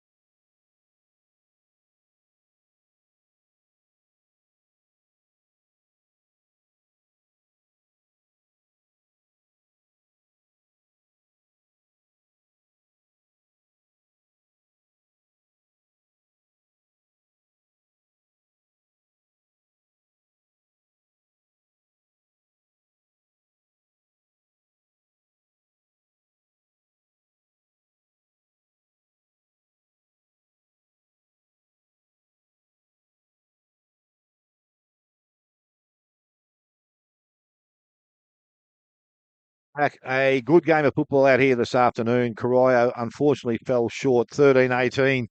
96, Inverleigh 15-13, 103. And they definitely had some opportunities. I think 4 goals, 8 in the last quarter. A couple of them were rushed, but they still had some opportunities. Just around the grounds, we can tell you at this stage of games, we're not too sure whether they're final or not, but North Geelong 108, lead Thompson 47.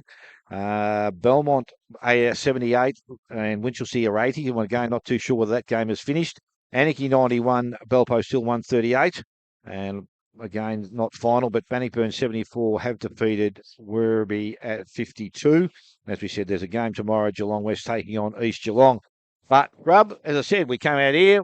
I'm not too sure whether we expected Corio to put up that much fight, but they were pretty damn good. And probably, in hindsight, a little bit unlucky not to win. Yeah, well, I always enjoy coming here because we always seem to be a pretty good game. We always seem to see blokes, two sides that are fair dinkum flat out and having a go from the first bounce to the last. And I just thought Corio were really, really good, but they weren't just good enough. In the last quarter, they kicked a lot of points, but that was due to Inverleigh, their defence, and just about everybody was up there. And you know, it's probably, you can sing Corio's praise a little bit, that a side that's battling to get into the finals have had to put everybody back just to try and stop a side that's only won one game from beating them. Because if they didn't do that, and they didn't put Donahue, as soon as I saw Donahue back there, I thought, you have to have somebody on. I said it during the call.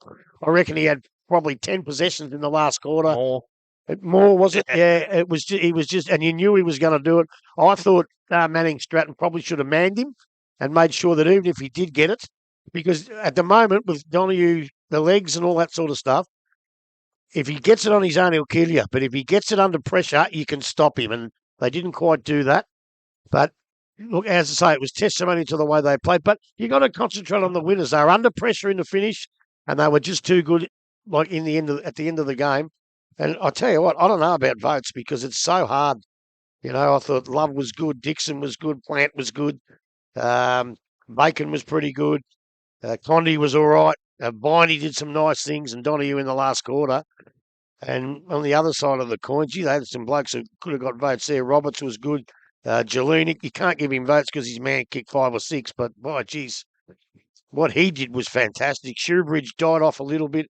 McMahon died off a little bit. And that's the type of thing that you know, if they can keep going for 4 quarters, you may get a win. I'm not putting it on them. You've all got to do it. They bang it up and bang it up and bang it up. And unfortunately, you got Herschel Carr sitting on the bench with injured.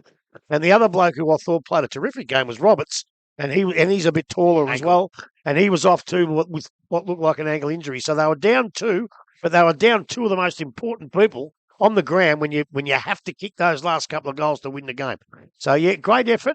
But, you know, as Terry Wallace once said, if he sees someone patting you on the back again for losing, I'll spew up, he said. And Corio wanted to win that game, and they didn't. And now, obviously, the Hawks, they keep their finals hopes alive. I think they've got West next week, and I think they can win that. But then they've got 3 more sides that are going to contest for the finals, and if they play like they did today and they don't improve, then I don't think they can win enough games. But as you say, footy's a week's a long time in footy, and all of a sudden Inverleigh might come out and play the game of their life. So look, a great game of footy. I really enjoyed myself, and you know, Corio, well done. But Inverleigh, you get the chocolates, boys. No worries. Yes, as I said, they did enough early in the contest. As I said, they got away in the first, got away in the third, and then Corio had to do the chasing in both occasions. But they gave their coach something to work with because they did keep coming. And they probably, when you look through their side, it's probably a pretty young side that they've got out there on the park. So there is some definite positives to come out of their performance this afternoon. And as I said, Inverleigh would be happy to get over the line. Unfortunately, that percentage they may have been chasing. I suppose in hindsight, you sit back, you've got to get the 4 points before you worry about percentage, and that's what they were able to do in the end. So, gentlemen, interesting, as I said, the votes this afternoon. I don't know whether there was actually a dominant player on the ground, but I tend to agree with what Grubby said before. You know, I said Matt Jelinek was probably one of Corio's better players, but when your opposition player kicks 6 goals, it's pretty hard to put you in. I thought the work of a couple of blokes that Grubby also mentioned, McMahon was good. I thought his game was probably one of the better ones I've seen. He seems to impress every time we see him. Shuby's definitely after half time was very quiet. I'm not too sure Yeah. he was 100% either because he spent a lot of time in the forward line. So I doubt whether he was actually fully fit also. So they might have been 2 or 3 down well and truly before that time. So to get to where they did, even Jacob Clyden, I thought, played a pretty good game off their half back line this afternoon as well. Yeah, second half. He made a few Yeah. blues early, and I thought, gee, and he put his head down, his bum up, he worked on it, and he really improved his game. I liked his second half, Clyde. I thought he was good. Yeah. All right, gentlemen, who wants to start today? Sure. Yes. I've already changed mine since I wrote them down 10 minutes ago. But I think 3, you can't kick 6 goals and not get 3 votes. Well, one bloke kicked 7, didn't get a vote early in the year. Well, I gave Primer 3 last week for kicking 6, and I'll give Dixon 3 votes this week for kicking 6. 2 for me goes to Jack Evans. I thought he was fantastic. All the first 3 quarters, he played a lot of time in the middle. He was able to get the ball, make space, clear out. He probably would have got my 3 if we hadn't have lost Herschel Carr and Roberts, because he ended up playing pretty much the full forward position for the last quarter. Didn't get much love down there, unfortunately. And then 1 vote I'll give to Love, because around the ground all day, he was fantastic. Originally, I actually had Grundle as 1 vote for his work in the last quarter. He took 5 intercept marks that probably saved the game for Inverleigh. He was fantastic down there. Yes, Donahue had the clean possession and was able to get it out, but Grundle stopped 4 or 5, probably even more, kicks in that were deep and very dangerous. I think his hand saved the game. So what were your votes? 3 for Dixon, 2 for Evans, 1 for Love. Wow. What are you doing? I'm going real close. I'm going real close, even though the idiot went the wrong way. Yeah, I went 1 McMahon. Yeah, left him out just. Yep. 2 Love. And 3 Dixon. Right. I went. 1 was a toss-up between Lovey and Plant. So I'll go Love. 2, I went to Evans from Corio because I thought he was fantastic all day. And 3, Mason Dixon for kicking 6. He's very good. I think it's I think it's a no-brainer, that one. Yep. Righto. Mason Dixon is our player of the day here this afternoon, and he get the He's off to the award. Hotham. Yep, off for a feed. Let's hope he. CK, isn't he? D-I-C-K. Yes, that's it. Yep, not a D-I-X-O-N. But yeah, you do feel for Matty Geleni because he had a great game. I thought he was terrific. Especially Yeah, no. the last half of the game, his run and carry through the middle. He played a fantastic game. He was just undersized for that opponent he had. Yeah, and It's a probably pity they couldn't play him off a half back line because Yeah. his run would be Yeah. super Fantastic. important. Yeah, for well, that they haven't position. got anyone else No, to go to the exactly full back right. line. Yeah. But the thing is, 3 or 4 of those 6 goals from to Mason, probably Gelenic couldn't stop. Yeah. You know, and then he did his own work. If Mason kicks 3, He's in the best. I'm giving him a vote. Yeah. You know, but But as you said, Dixon's football has improved, especially his goal kicking. yeah, Magnificent out there. So, unbelievable improvement that is, Smithy. yeah, it makes a hell of a difference. I'll just Wow. check, but I reckon that'll take him to the top of the Tyco medal. Yeah, there's not many scores coming through final yet, but Belpost still have got out to 145 to 92. The game at Belmont still 78 to 80. And Thompson, was to get beaten by North Geelong. So, We don't know how many Primer kicker. Yeah, I'm just trying to that's, find that. that's the thing. So you can probably get that up. What was he You've in got front by? So Primer was 51 at no, the I start of the day. Dixon will be obviously now 46, so he's still at least 5 behind. I'll see if I can find what Primer's kicked today. But there's nothing on here. As I said, it just gives 12 goals, but it doesn't say who's kicked them. So doesn't. I'm not too sure, and we don't know who's won that game. And now, gentlemen, we need to make sure we need to know what we're doing next Saturday afternoon, and the games that we have to consider. Now, I've just pushed the wrong button once again, which I do on this phone. The fourth quarter at Belmont, boys. Yep. Score's still 78-80, but the fourth quarter's gone for 49 minutes. I reckon that's full time. So Winchelsea have won that by 2 points. 49? 49 minutes that quarter's been going for. No, you can't be. No, Can't so I'd say that one's over. But unfortunately, it doesn't give us a mark of goals kicked by anyone. So, Righto, gentlemen. The games next week for Saturday. We're looking at North Geelong taking on Werribee Central. We've got the Geelong West Giants at home to Inverleigh. We've got Anakie taking on East Geelong. We've got Winchelsea taking on Belpost Hill. We've got Corio at home again to Thompson. And on the Sunday, we've got the Belmont Lions and Bannockburn. But Saturday is our priority at this stage. We're not too sure if we're going to the Sunday game, but we'll obviously learn that during the course of the week. What are we doing, gentlemen? Oh, up to you. Up to you. We don't think Geelong West and Inverleigh would be worthwhile. No, there's only 3 games. Anakie, East Geelong? No. I reckon it's got to be either North Geelong. Take on Werribee. Both sides have got depleted numbers. That'll be even balance. Or we go to Winchelsea and watch them take on Belpost Hill. What about Thompson? We haven't been to Thompson. That's the only That's thing. here. Well, that's here. Yeah. Corio playing. Oh, is it Thompson. here? Yeah. Yes. Yes. Oh, they played 2 in a row here. Yeah. Oh, okay. Yep. All right. Well, please yourself. I don't care. I've got to get out of here and get over there. Oh, hang on. Give me quick. What do you want to do? What do you reckon, Tyler? I reckon North Werribee would be a good game. Both sides are having a rough trot with injury, but I still think it could be a close game there at North Geelong. I hate doing Werribee games. Otherwise, we head out to Winchelsea. Well, I'm working. So it'll be easier then for you to go. So you won't make it to Winchelsea. I will. You will. Yeah.